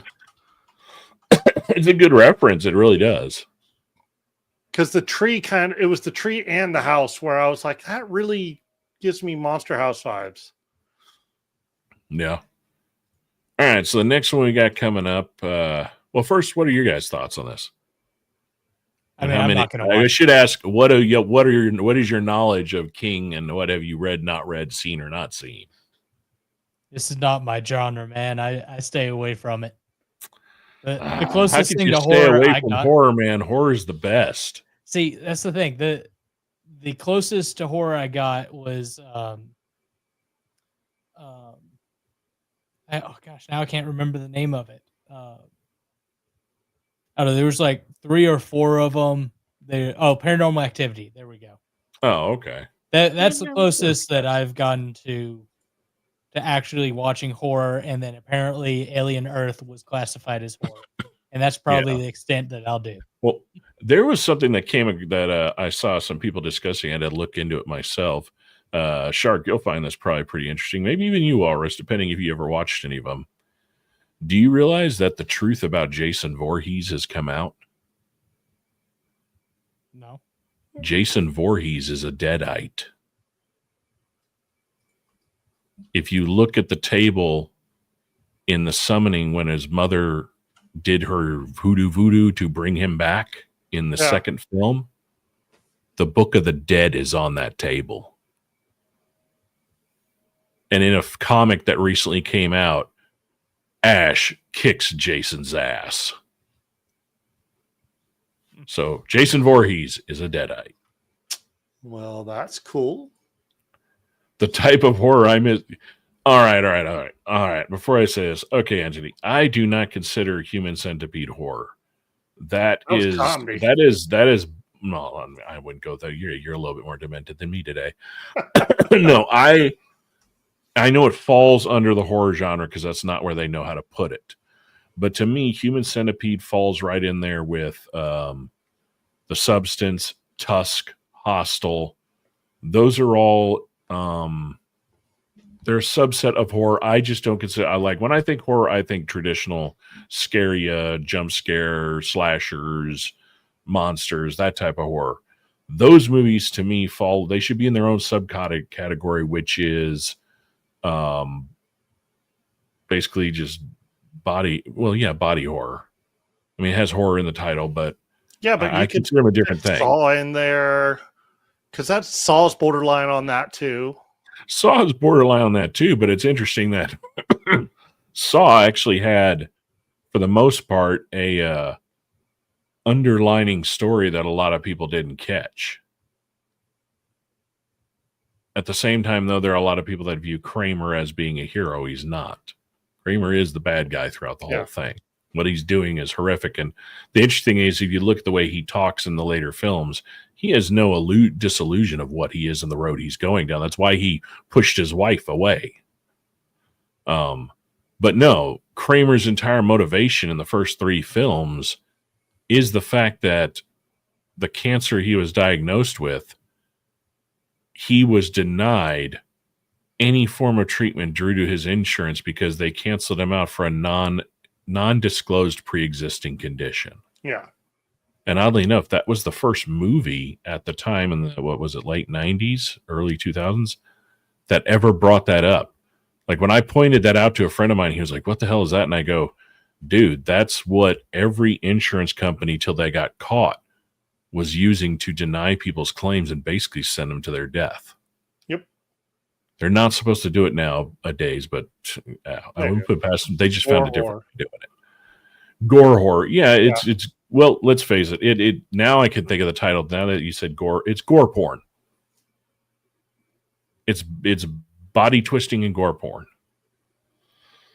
But I will say Human Centipede was good, the first one. I don't think the continuation needed to be made. I really think the way the ending of the first ended was literally, if you think about it, the most horrific thing. Because the girl in the middle was stuck. The other 2 were dead. Mm-hmm. Yeah. And if you've never seen it, any of y'all watching have never seen it, you want to see a very, very twistedly fucked movie, watch Tusk. That is hard to watch. I didn't see Everyone that. keeps thinking that my name has some kind of reference to it. Oh. And I'm like, nope, not even remotely. I didn't even know it was a thing until earlier this year. Tusk and Lobster, both of those are very twisted movies. Very Cronenberg type movies. I also missed the possessed car horror movie. Yeah, well, it's kind of hard to beat Christine. I mean, the original Christine was just perfect the way it was done. And I do agree with the creator of that movie picking a different car rather than following the books. Because in the books, Christine is a Cadillac. Mm-hmm. In that movie, she's a Plymouth Fury. And the Fury does look, it's a more aggressive looking car. But yeah, Christine was always one of my favorite movies. You want to get into even weirder one that's technically could be considered a possessed car movie because you never ever see if there's actually a driver. Check out, it was either George Lucas or Spielberg's first film. It's called The Duel. And it's basically just a guy driving down the road, and all of a sudden a car comes up on him and starts ramming off the road, and he tries to get away. And the whole movie is him trying to get away from this other car.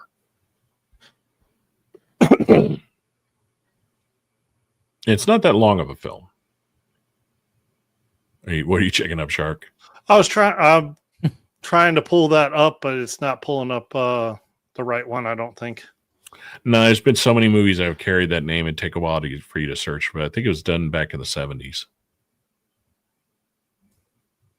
But let's get on to the next one. So the next one is actually a game. This one I forgot how it came across my feed, but I have not watched the whole trailer, so it may look great at the beginning and go to utter dog shit very quickly. I don't know. But I know the first few seconds I saw kind of intrigued me in the sense of it's a very different type of game, and the look of it is it reminded me of like BioShock, but in a totally different way. So this is called The Lift. Now, before I start playing this, did you mean to put it halfway through or? No. Put it at the beginning. Okay. That's what I figured. Yeah, I don't know why it's at halfway through. That's weird.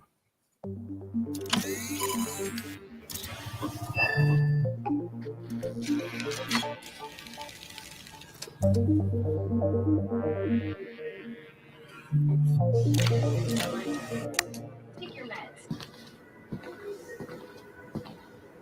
This is the reminder.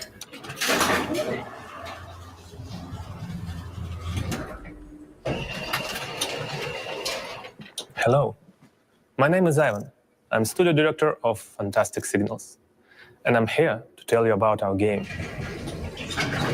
The Lift. In The Lift, you play as a handyman, renovating the Institute, a massive research facility abandoned after a mysterious incident. The Lift is a surreal first-person adventure where satisfying repair gameplay collides with an eerie, unnatural mystery story. Think classic Soviet sci-fi meets SCP weirdness, with lots of bolts to screw in and some wires to mend along the way.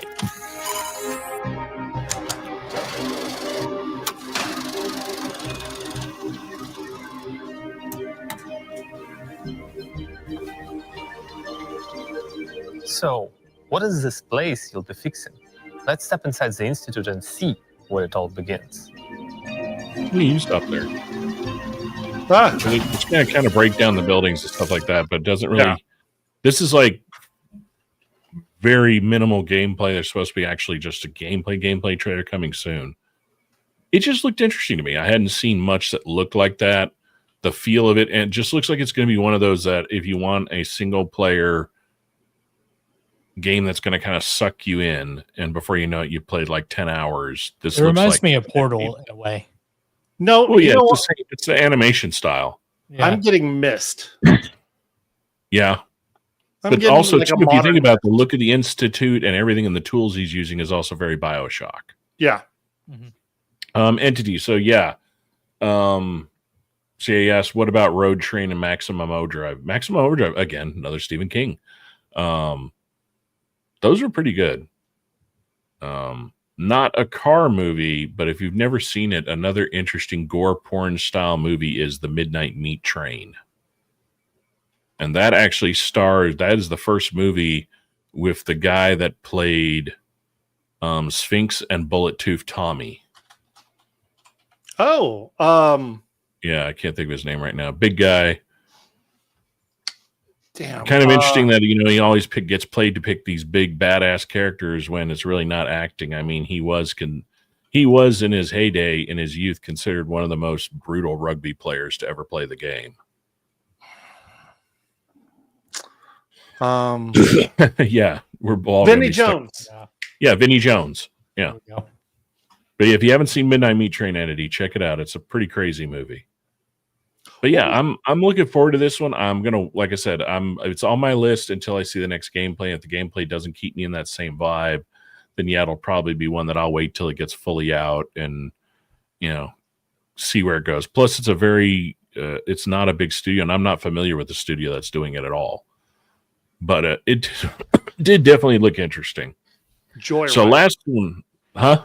I was trying to think of the one of the few horror movies I liked. It was Joyride. Oh, okay. Candy cane. So the last one, well, not next to last, since Entity threw in that last one, we're going to be checking up. This was my last pick, which this is called Nekwan, The Last Paradise. And what got me intrigued on this was it's basically The Division with zombies. And unlike The Day After, which was an utter fucking scam, this one's actually already done. This we're actually watching live gameplay on this trailer. Yeah, give me 2 seconds here. There we go. I just, all right. Yeah, there we go. I got you. So as you can see, all we're about to see was the internal alpha.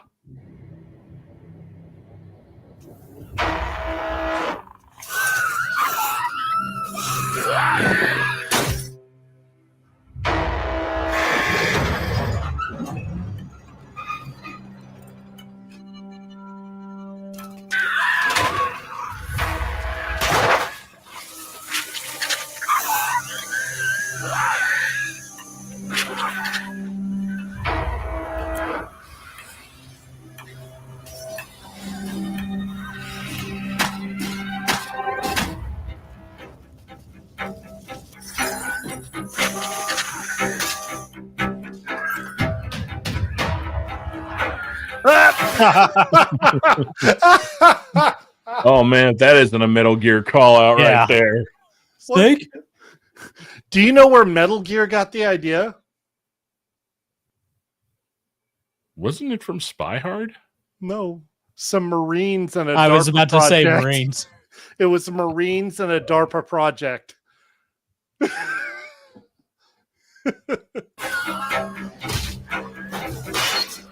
It's some serious Left 4 Dead vibes. Yeah.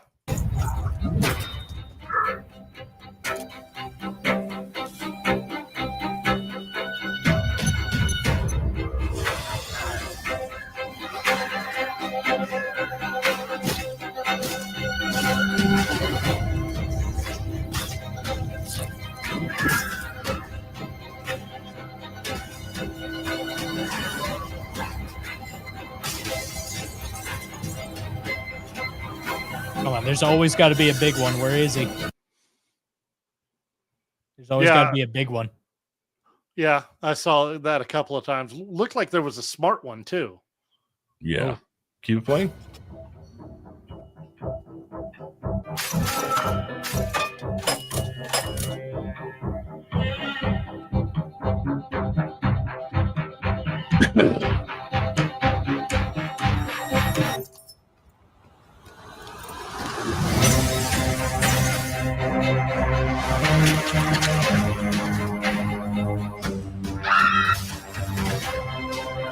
I love that you're not showing the character running around with, you know, a ton of fucking guns. Because if this is like a city that has fallen, ammo is going to become like the scarcest commodity quick. Yeah. Well, and they looks did like say PvE. they did say it was a PvPvE. Yeah. Yeah. So far, what they're showing, I'm liking it. So if you look down here in the bottom left corner, it looks like there's an infection rate if you're staying out too long. Or if you've been bit. Yeah. Or come in contact with their blood, if you don't get it like an antiviral within a certain amount of time. Yeah.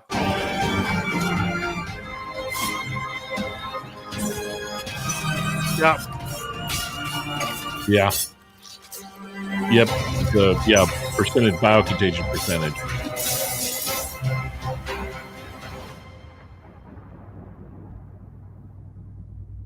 I'm thinking it shows promise. So it's definitely on my watch list to keep an eye out for it. Yeah. And so the one that Entity brought up was this.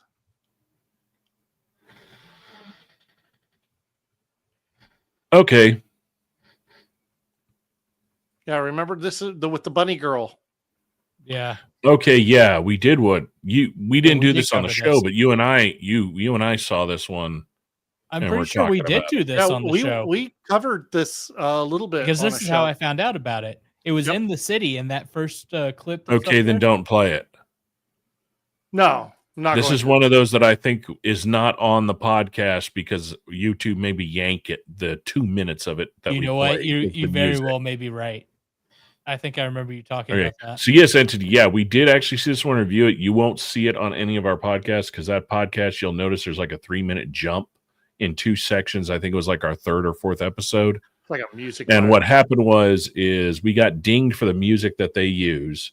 Like we got a copyright not strike, but a warning saying, you know, please remove this in this time frame. And then the other one it did it for, oddly enough, for no stupid reason, was the music for during the trailer of Sakamoto Days. Yeah. Which makes no sense because I've seen hundreds of React channels watch that same fucking one and it didn't do shit to them. It's the man trying to bring us down. No, it's YouTube's AI is tarded as hell. Like I said, the man. But yeah, this does look interesting. But has it released yet? Or is it end of year? That's a good question. Yeah, click on it and see what it brings up. I'm curious to see if there's like an update, like if it's out or if there's a projected update.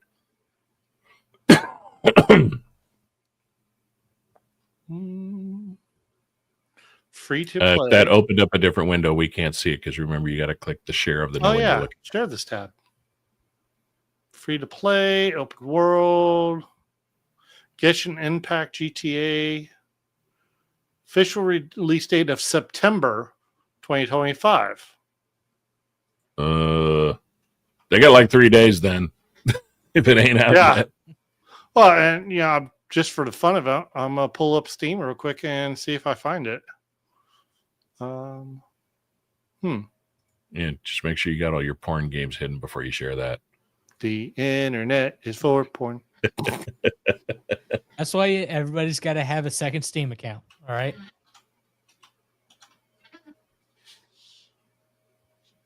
Let's see here. While you're doing that, I'm I not got seeing check it. on. I just realized that for some reason. There we go. Now I don't look like I've been standing in it like I was standing in a goddamn sun. Yeah, I don't see it on I don't see it on Steam. Did it say it was going to be released on Steam, or is it, if it's an independent, it may be through their own site? That's true.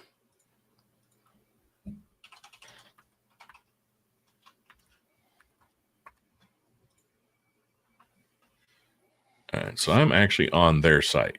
Yeah, that's what I was just about to do. Pre-register. Let's go. So I'm not seeing a Steam logo. So yeah, no, it looks like it is going to be Android, Apple, PC, PlayStation 5. Okay, so it's going to be like oh god, what's that other one that's multi-platform like that with robots? Oh, Helldivers? No. Warframe. I'm surprised that game's still around. Oh, dude, there's a shit ton of people that play that thing. I mean, I only played it the first 3 months it came out. So they changed it. There is no confirmed release date for the game in Anta yet, though the developers are targeting a launch for early to mid 2026. So it'll probably be, rough estimate, they're saying early to mid. I would probably say it's going to be in the first part of Q2. Yeah. Of 2026. Definitely give it a try. And he looks like every male main character. Oh yeah. In anime, period. Oh yeah. Yeah. You could overlay him with Kito or any of them. Oh, now I know something that I was going to share today. Let me see if I can bring this up. If it's Nerve Gear.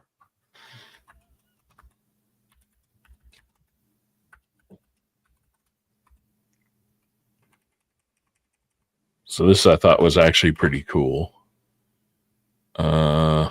So are my sounds coming through today? I mean, just your voice sounds like that. Not unless you're trying to gaslight us, which would be hilarious. So this was shared the other day by Josh Gad.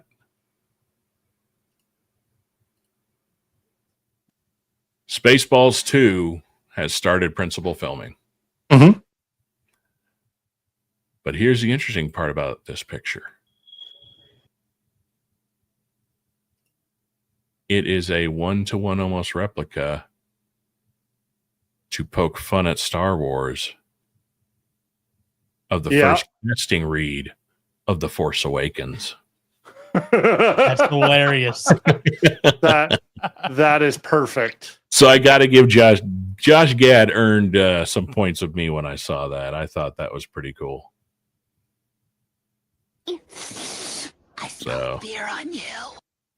That one I finally heard. Yeah, I got it fixed. And yeah, in response to that, I got a special one for you. First of all, ain't nobody talking while I'm talking, so shut the fuck up.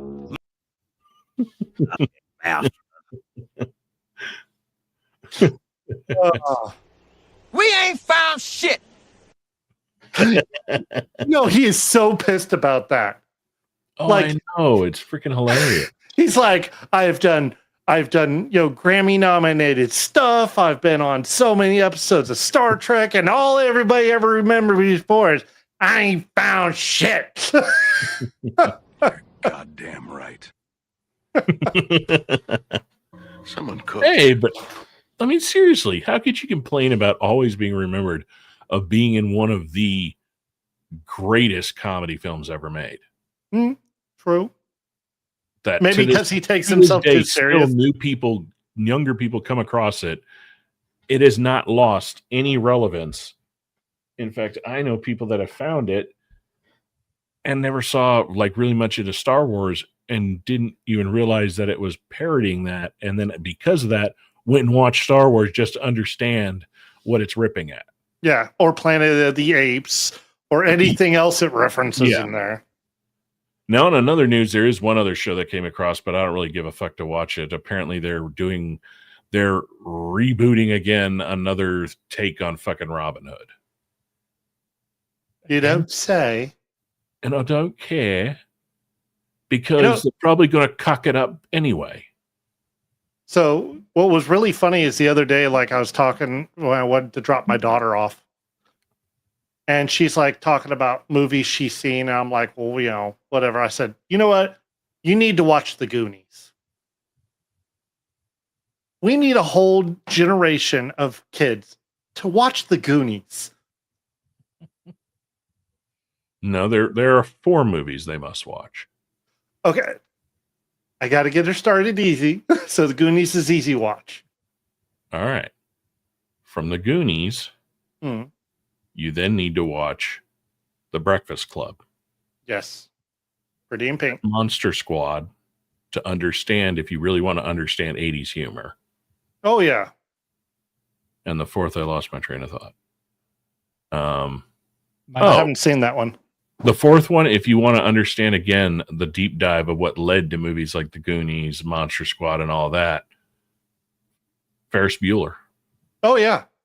She's too young. Face it, Bueller, though. Or if you want to understand movies that will last any generation, just put different clothes on the kids and change the names of what that clique is called now. Just watch any John Hughes film. Any John Hughes John Hughes film.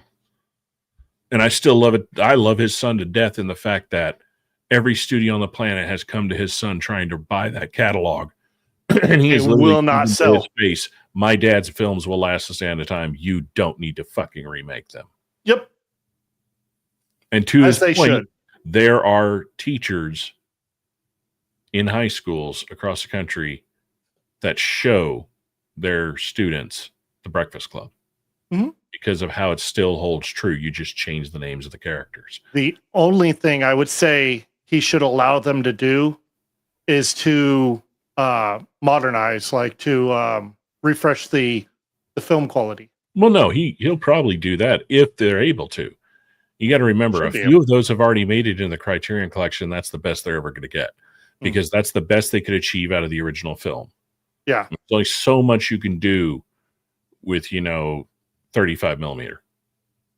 You're limited, especially how old some of that film is. Well, as the technology gets better, though, especially with AI and stuff being able to, like, yeah, but I've seen some of the things that they've done that on, and even if it gets better, it doesn't look right. Like when they start fucking with the audio, it really affects it. Like, I mean, last thing you need is like try to get, how to put it. Imagine fucking John Wayne auto-tuned. Now, I will say this. That at the end of everything he says. I would not mind a Breakfast Club going forward, them as adults and their children. They did it. Which one? The movie that is technically without being the same characters, but close to reality of what their characters would be growing up was St. Elmo's Fire. Oh, yeah. Okay. Well, the movie everybody seems to forget for some reason. Yeah. Classic. Right there. I just forgot about this. John Hughes, there's one of those films you will not find anywhere right now streaming. What? Pretty in Pink. because of the questionable non-consensual situation that was portrayed in that film. Yeah. Let me see. If I can find it. I mean, hell, Netflix just finally added 16 Candles. That one was gone for a little while too.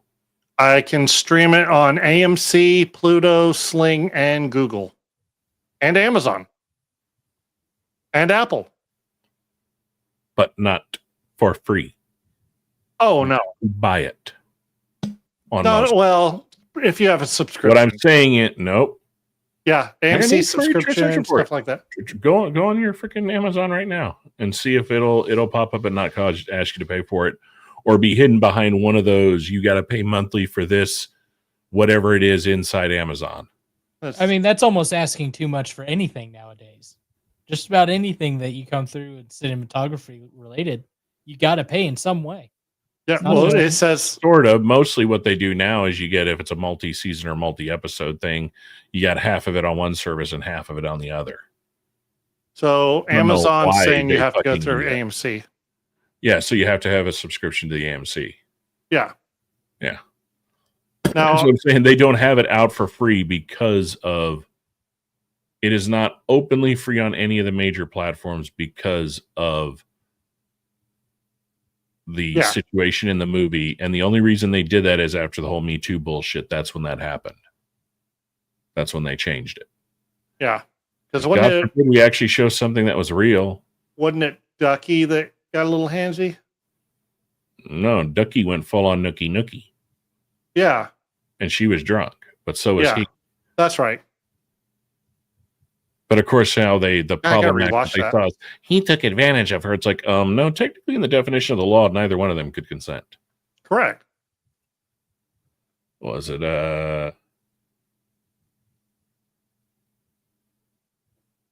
also the Indiana game is coming? Yeah, we saw that it's coming to PlayStation, PC, and mobile. But it's not out. Yeah, I try to kind of ignore anything going on in Michigan. I think Michigan is literally the toxicity in the ground has leaked up to the surface so much it's just a steaming shithole now. Yeah, and we were talking about that the other day. How like I have lived most of my life in Texas, and I always hear these stories about people. Granted, some of them are Reddit stories or whatever, but people who are like think they're so entitled that they can take their children's money or stuff like that. And you were telling me like a lot of that comes out of that area of the U.S. I'm like, I don't even like the stories are so. Some of the biggest levels of everything from white collar to welfare fraud is up in those up. The closer you get to the Great Lakes, it skyrockets. See, I'm just like, I don't understand how they can even. If you drive through a lot of Michigan, Minnesota, Ohio, there are towns and cities that are almost desolate because they never recovered after the recession in the 70s. It killed those areas. I don't know, Shark. We need to consult our resident Michigan expert next time we see him. Who? Let me text him. Hunter. Which one? Hunter? Yeah, he's from up that way. Well, he'd probably tell you that there's a lot that you could drive through that I know firsthand just from going through Ohio, because my mom's friend has always lived in Dayton, and we went up and visited multiple times through the years. And every time the cities around got worse and worse and worse, just because there's no money. Doesn't help it when you got dingleberries that, spend it on dumb crap. Yeah. What did he put there? Oh yeah, well we were talking about that a while ago. We were keeping an eye on that because basically the VPNs are the next thing that they're going to try to attack. And I'm pretty sure that it wouldn't shock me if the streaming companies aren't helping the bandwagon of the VPNs, because they have shit region locked for a reason. And I don't think they really like it that everybody's using those watch the programs that they would normally be finding a way to screw you out of more money to see.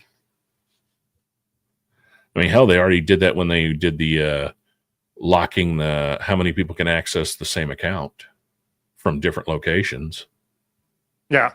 So, yeah, VPN shit, it's like, again, you got a lot of people that are using one way or another to get what they want. It's basically all just comes down to who was it that said it? There's a comedian out there that basically said, when it came to like the TikTok ban, that it's not about the government worrying about another government watching what you're doing. It's the government pissed off that they're not the only one watching what the fuck you're doing. So yeah, it should be interesting to see where all this goes. I'm kind of curious just to see, there's not been a lot coming forward on shows. Like, if you think about it, it's all the current returning seasons, but I have not seen anything come across my feed really of any new show at all. Like, even shitty ones, I haven't seen anything. And that's very weird that we're getting this close to the turn of a new year and they're not trying to, get hype built up for something. I haven't seen anything more on the Fallout series. Oh, like, it's already done. No, they've already they finished principal filming. They did the Twitter and Instagram that out a while ago. Oh. Yeah, it's because I know the other stream maybe a couple times ago we showed one of the trailers, but then I heard crickets. Yeah. No Entity, that's a badass show. I have not watched the final episode yet. Let me see if there is an actual. Which one was it? Terminal List. Terminal List. Dark Wolf. I would say it's so much better than any of the other Terminal Lists. Oh, so yes, there has been an update. Fallout Season 2 will premiere on December 16th. Oh, nice. So yeah, they did update it. But yeah, I knew they'd finished all the principal filming, I want to say almost about a month ago. So yeah, no, dude, if you're only on episode 3, you got a hell of a roller coaster ride to go. But from what I understand, and there was no spoilers said, thankfully, the final episode is apparently really damn good. Like, it comes like full on action, like just really fucking good, is from what I've heard. So there is a show that's going to be coming out, or is out, I'm not sure, that I want to watch, and it's Netflix, is the Charlie Sheen thing. Oh yeah, you mean the docu-series? Yeah, I actually want to watch that. That reminded me. There's another documentary coming. The one that Ryan Reynolds and Colin Hanks did about John Candy. I Like Me. Yeah, it's a documentary about John Candy's life. Looks really damn good. In fact, the guys from Hacksmith, they built instead of like the full size. No, they rebuilt or they remade the car from Planes, Trains, and Automobiles after it was charred. And they actually drove that, Ryan Reynolds and Colin Hanks, to the screening in Toronto of the John Candy. Yeah. That's cool. Yeah, no, Entity Greenland 2 movie looks interesting. It really does. There's a few movie-wise that look really good. But yeah, if y'all haven't checked it out, go check out Hacksmith. They have the video on there. It's pretty cool how they rebuilt the car and all the little hidden shit they threw in there. And just to see Colin and Reynolds' face when they saw it and got to drive it and everything, we're just blown away. Dude, the guys at Hacksmith, man, the shit those guys do. Dude, for real. I love that's another one I probably need to throw in for creator, honestly. It's because the stuff that they do is amazing. It really is. Entity, yes, I have watched Silo, both seasons. Or maybe it is only one, or is the second? No, there's two. There's two seasons. Two, yeah, that's right. They're going on the third. Silo is an amazing, good show. Yes, it is one of the few shows that I've watched that everything I thought was about to happen is not how it plotted out, and I like that. I like that when it throws you curveballs.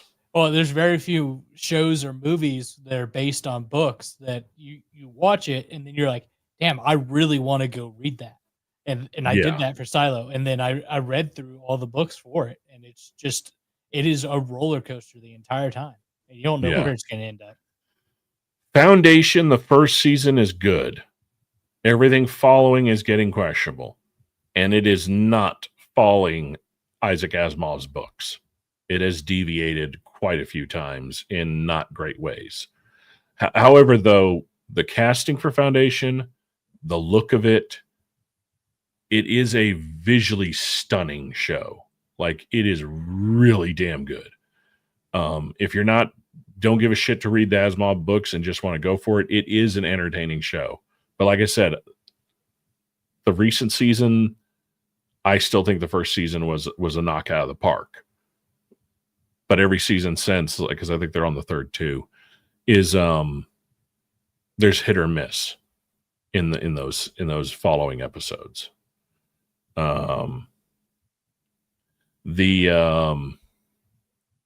One show, so Silo, out of that year, the two shows that blew me away was Silo and The Pit. The Pit is one of the most accurate medical shows ever done. And not only was it just very well done, very graphic, very to the point, they did it the way it should be done, which is every episode is an hour in a 13-hour shift. So you're following in real time as all the chaos unfolds. Noah Weil does an amazing job in it. Everybody they casted are just goddamn good. The writing is good. It is the way you have so many shows that, the way they write people, you're like, if I was in a situation, that's not how a person would talk to it, each other. It's Hollywood, writered up, if you know what I'm saying. That show, the way they're communicating, the way they're talking, when they're not actually talking the medical stuff, but just talking, is the way you would see, I could even see myself in that situation of working in a trauma center, how I would handle it or talk. It's just very well done. There are multiple doctors, including one guy on YouTube. He is the head of trauma surgery at New York General. And when he watched every episode and broke it down, even he was like, I can't find any fault in their terminology, in how they're handling it, the things they're doing, the way they're reacting to it, the codes, the what they're saying, the verbiage. He's like, this is spot on. This is what happens. This is how it breaks down. Like, he couldn't find anything wrong, which in a medical show is almost unheard of. I think in the same vein that you're talking about, The Bear was also one, and is around the same time frame. Just they wrapped it up in a poor way. Yes and no. There is a little bit of drama stirring in The Bear. Oh, I've definitely. Yeah. Now, when it comes to the actual chaos inside a restaurant, the stress, the terminology, the sheer showing how to make it to the level that he's wanting to hide it to, you are literally giving up your life to that restaurant. It's damn good. Like, I've enjoyed every season of The Bear, but I will say for the last season of The Bear, compared to watching it in The Pit at the same time, The Pit kicked its ass. It really did. I would go so far as to say I didn't enjoy the third or the last season, whatever it was. No, I think the second season was actually the best. The second season, the season before The Bear was way better. If I had it to chop up, I would start halfway through the first season and go about 3/4 of the way through the second. And then that would just be it. There wouldn't be any before or after. I will say, if they're going to end it on the way they ended it and not kind of push it further, I do think the final episode was a perfect end to Carmi. It was. When you look at the evolution of his journey through the show. But yeah, I would say for last couple of years, The Bear, The Pit, Silo were the top tier shows. That's why I think it's hilarious when they get snubbed at these awards. I'm like, what the fuck are you guys watching? And for Silo, if I remember correctly, Adam Savage did a lot of stuff for Silo and brought in a lot of the miniature experience that he's had, and just how much of that was actually physically done. Like the stairs. No. Everything was awesome. It is a master class in force perspective. Mhm. Like their sets and everything make it look like they spent millions upon millions to build these sets. But a good 70% of it is a miniature. But the way the camera shot, you can't tell. Like I could see that show, if it's not being discussed in cinematography classes in film schools, it should be. Because it's been a long time since anything out of anything modern has used force perspective that well. But yeah, I'm interested to see where the next season goes. I really am. Yeah. What is he saying? I want to see a post-apocalyptic movie based on the game Soma. I am not familiar with Soma. Soma? Oh, Or a show. I don't know either. I don't know anything about it. It's probably something I've seen. Oh, he's talking Survival about game. Yeah, you're right. A VTuber had a cameo in the pit. And a patient had that VTuber. It was Pick and Pippa. Yeah. I was aware of that. Trying to think of back on the award shows. Yeah, the chick that plays the charge nurse actually won the Emmy. Sadly, one of the only ones I think the pit won. But then again, the Emmys is basically, a Hollywood slob the knob fest. So, did you check all those little boxes that we need? Yeah, you get the award. We were talking about 4 movies that we had to watch earlier, John Hughes. I know the one you were not able to think of. Which one? Weird Science. That has to be on. Weird Science, I would tell people to watch if they want to understand fundamentals of good sci-fi. Now, if you're talking about something to teach a lesson and movies that can carry on to a generation, then yeah, that's where Breakfast Club and Goonies fall in. Yeah. Yeah. You want another one most people forget about? Explorers. Fast Times? The Explorers. Oh, wow. Yeah. Oh, yeah. Yeah. Good call. You want an even crazier one that people forget about? Little Monsters. Little Monsters. Howie Mandel. Yeah, no. Yeah. That movie was basically a Tim Burton, Howie Mandel fever dream. Yeah. You want another crazy one people forget? With Brendan Fraser? Monkey Bone. Oh my God, Monkey Bone. Even though it was a horrible movie, aesthetically it looked amazing, but it was a horrible movie. Yeah, because everybody thinks whenever Brendan Fraser, if depending on the generation, you're either immediately associating him with the Mummy or you're immediately associating him with Pauly Shore. Yeah. I got one for you. The movie that came out in the 80s that ended Phoebe Cates' career and that nobody ever wants to remember. Because it's the reason she quit acting. Drop Dead Fred. Oh, yeah, Drop Dead Fred. I forgot about Drop Dead Fred. That was my college roommate's favorite movie of all time. Horrible. That movie is basically, I view that as, that was the first draft of The Mask before it became The Mask. You might as well throw some Better Off Dead in there, too. Chinese movies, Earth. Yeah, Earth the Moving Planet was a weird one. No, I will hand China this. They have upped their game, I want to say, in the last 10 years when it comes to movies. Do they rip off a lot of ideas? Yeah, but almost everybody does.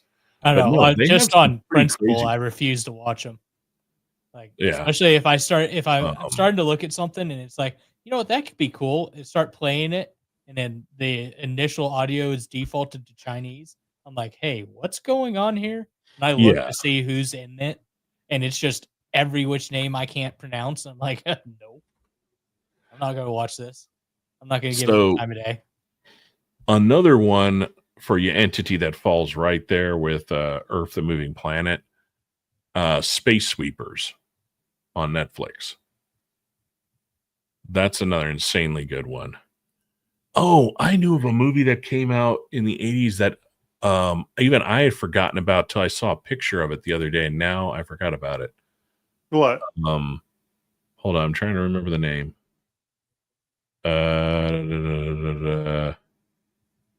was a bunch of kids. It was a world without water. They found a glowing alien orb called Bodai. Solar Babies. Yeah. Holy shit. Movie that made rollerblading popular. Yeah. Holy crap. Yeah. Oh, man. Another great one. Another good one that fell out in the same time frame, Tank Girl. Tank Girl was fucking awesome. The Last Starfighter, sir. That was struck on a moon base with a kangaroo movie. Astronaut stuck in a moon base with a kangaroo. Why does that sound familiar? Yeah, that does sound familiar. I love how I forgot what it was, but I saw something the other day where they were talking about all these movies coming out, and they're like, then they talk about the premise and all this shit, and then I had to look it up. And do you realize that half of these crappy movies that these writers have written in the last couple of years, all it is a different twisting take ripoff of the movie Enemy Mine? Think about the premise of Enemy Mine. Yeah. What movies are you referencing now? I'll have it for the next show. I was going to work on a list, but I forgot to write all down. But once I get looking into it again. Yeah. So basically, think about the premise. You have two people at war or at battle with each other. They end up isolated and in desolation alone. Yep. They end up forming a bond. And a child is born. One dies. And the other has to raise the child alone and protect it from the harsh realities of the world of the two factions still at war. How many things does that sound like? Yeah. Yeah. That's the story of Enemy Mine. Yeah. Yeah. I like another movie that didn't get great credit, but is actually a damn good movie. Go rewatch Kurt Russell's Soldier. When it came out, it was a flop. I rewatched it recently after watching somebody break down a review of it. And they're right. That was actually way better of a movie than it was given credit for. Especially considering that Kurt Russell doesn't talk throughout the entire fucking thing. He carries the entire movie just by, his body language and his facial expressions. I would like to say a show that takes place after the movie 10 Cloverfield Lane. You're right. No, because think about it. Cloverfield is actually in the middle. Yeah. The one that was done recently was a prequel, and 10 Cloverfield Lane is technically the last one in that saga. And the funny thing is the prequel movie, I just can't think of the name of it right now. Oh, the Cloverfield Paradox. The Cloverfield Paradox showed you that the creatures you see at the very end of 10 Cloverfield Lane and the one that you see in Cloverfield are fucking babies. Because in the Cloverfield Paradox, the one you're seeing is literally its head is ripping through the clouds, and that's being seen from a fucking space station. And that they're not apparently, I think the whole premise is they're actually not aliens.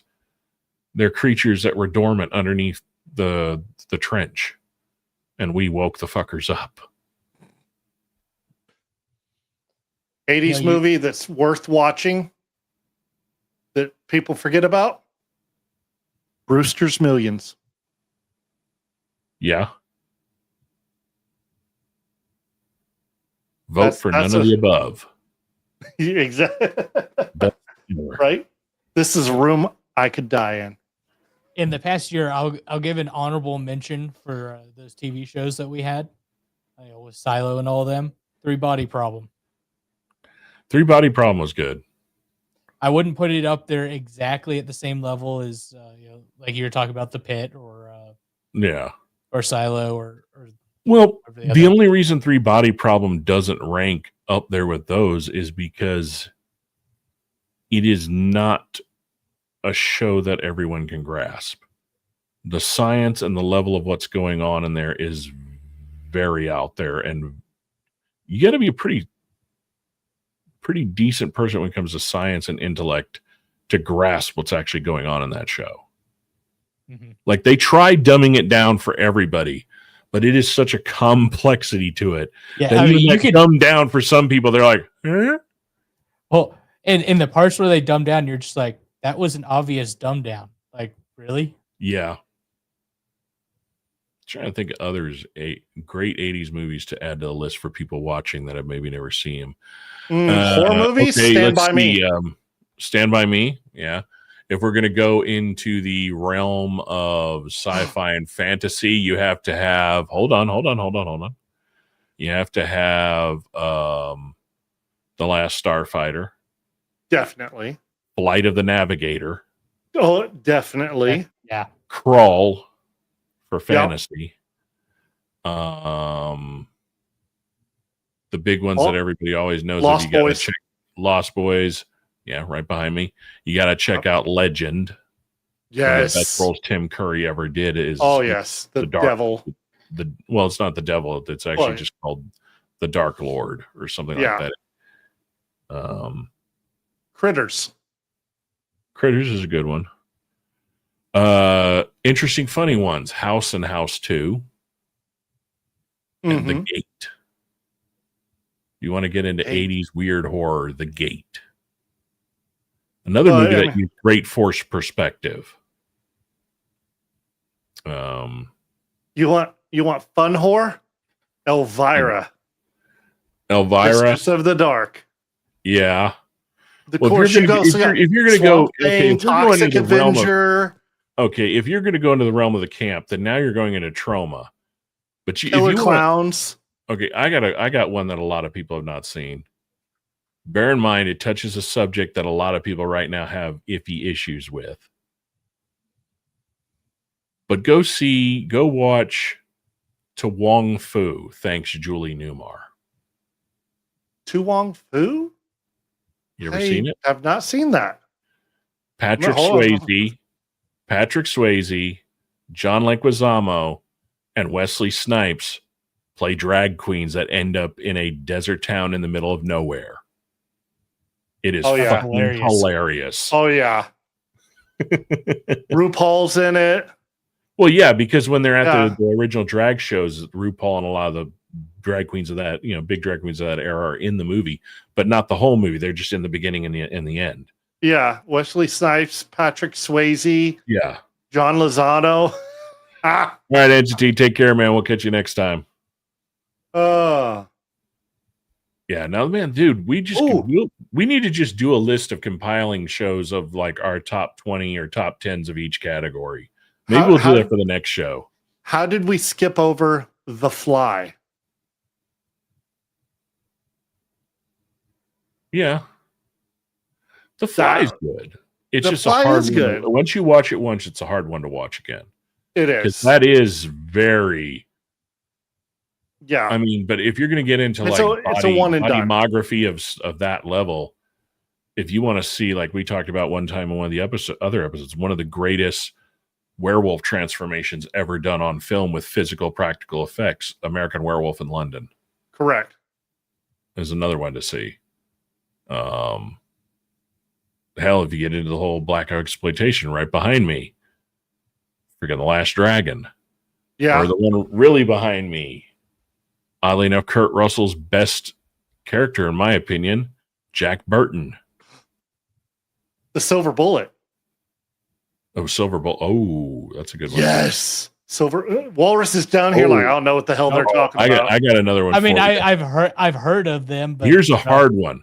You want a good one to watch, Walrus, but it's going to take some tracking down to find. Yeah.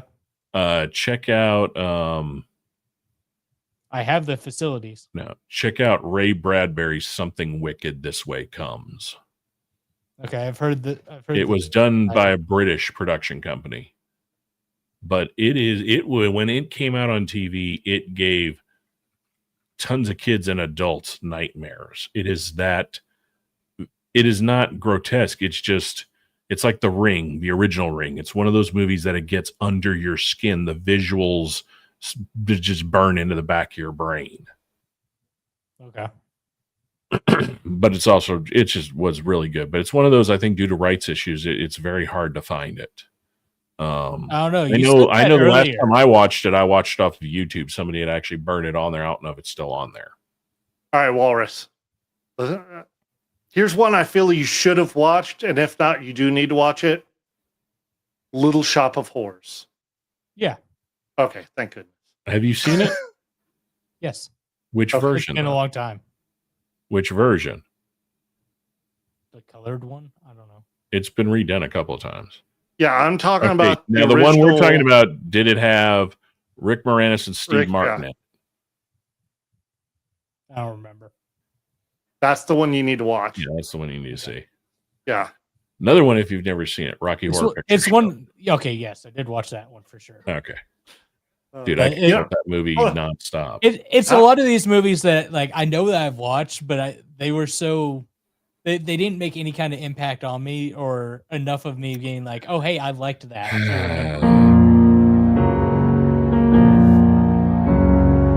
Fuck behind and go shame. Like I get it.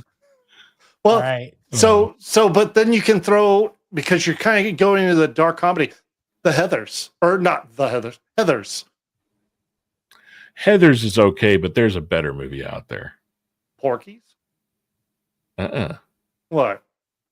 Another movie that takes a while to find it. It's probably easier to buy it on eBay than to find it streaming. What? Pump Up the Volume. Oh, yeah. Yeah. The Jams?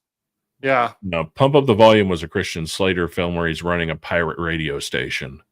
But he's a high schooler and people think he's an adult, and he unintentionally causes all sorts of hell in this town that he's in, to where the government and the FCC try to hunt him down because they don't like what he's saying.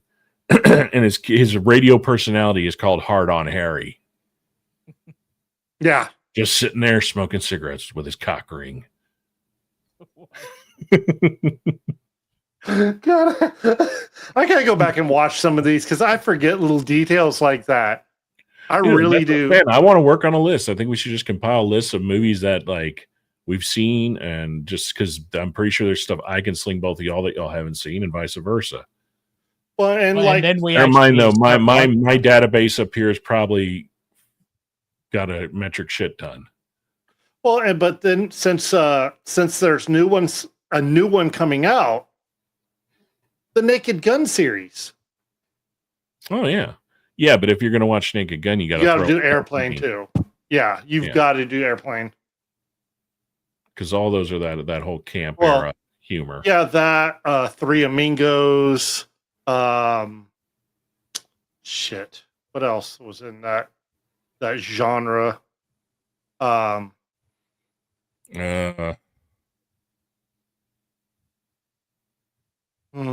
Big Trouble, Little China. Well, yeah, Big The Trouble, Child, Blazing Golden Saddles. Child, Golden Child, Blazing Saddles, Time Bandits. Yeah, but Time Bandits wasn't really quirky humor. Time Bandits was just weird. But I'll give an unpopular opinion. It's very unpopular that Blazing Saddles wasn't that good, or at least I didn't enjoy it. I think you're too young for it. And I tried watching it. I can't. No, I don't think he's too young for it. I think it's an issue of the material and the type of humor and the execution of that. Even for people like me and Shark, it's a borderline that we get it. It's a generational movie, and it's out of all of our generations. Like it is the tail end of the boomers. Yeah. Did you watch Blues Brothers? Yes. Did you like Blues Brothers? I did like Blues Brothers. Okay. Well, Blues Brothers also got to remember different. Blues Brothers is a dry style humor. Yeah. I'm on a mission from God. Huh? I'm on a mission. Mission from God. Since it just popped in my brain, Buckaroo Banzai. Oh yeah, yeah, but that's one of those that people either love it or hate it because it is a very out there film. Oh yeah, oh yeah, it is. One of Peter Weather's best, though. Oh yeah. Yeah, he still to this day has the jacket from that. Stripes. So that was one of his favorite movies. Oh, Stripes. Bill Murray Stripes. Well, more than Bill Murray. It was Bill Murray. It was Bill Murray, Harold Ramis, John Candy. I can't think of the name of the guy that played the Sergeant Hulka, but Warren Oates. Yeah. There was also Judge Reinhold was in that one.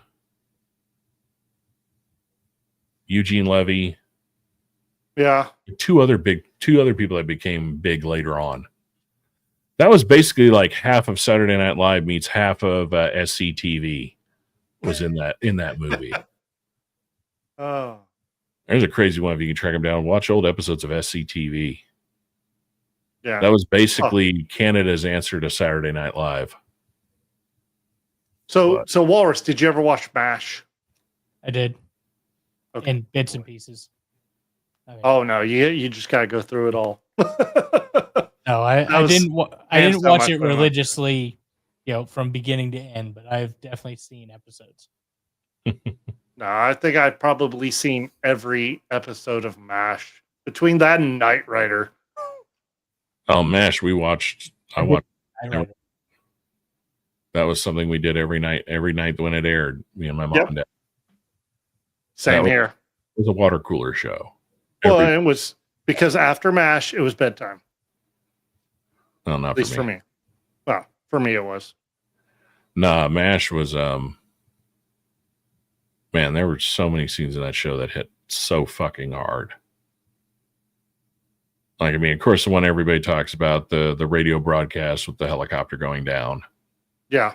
Which most people don't realize, the tray that the nurse drops with the utensils in the background was not planned because they didn't tell them. They told nobody on set what he was going to say when he walked on there. Yep. Their reactions are actually genuine. Still, to me, the hardest one is the fucking chicken. The chicken? I forget where Alan Alda's character is retelling the story of the chicken and finally realizing it wasn't a chicken. Yeah. Yeah, that one I think is probably the hardest hitting episode MASH ever did.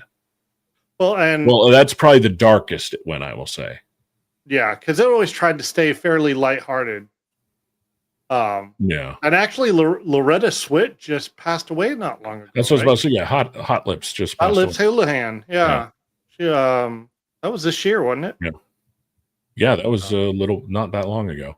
Yeah. Actually. I think it was this year. All right, so that's the homework. Anybody watching the show, please like, comment, subscribe. We'd love to hear from you. We do have the link to our Discord on there. We would love to, if you have ideas that you want us to talk about, or if you got a list of great movies, we always love to hear other people's opinions, see what you've seen, what you haven't seen. But yeah, that'll be the homework for next episode. Let's compile lists of, I will put in our chat the categories, and we're just going to do a individual top 10 for each of the categories. And we'll see how many of ours coincide, how many don't, how many we're like, God damn, I wish I had thought about, and how many of those deserve, a much well because of how bad they might be. Or not bad. I smell fear on you. Well, on that note, ladies and gentlemen, we did a good show today, 2:30. Well, thank you for watching. Gentlemen, tell us what y'all are up to. Starburst. Coming up next Friday. Weekend. Yeah. Yep. And then that also will be part of next show as well. Hopefully have some video and stuff to watch from the gentlemen here of their big airsoft event at Fort Hood. And if hopefully some new entertainment should kind of come down the line to work on. This was kind of a little bit of a mild week, actually. Yeah. But again, thank you for watching. I'm Wolf here with the Dark Roast of Nerdiness. Y'all stay safe, be kind to each other, and we will catch you next time.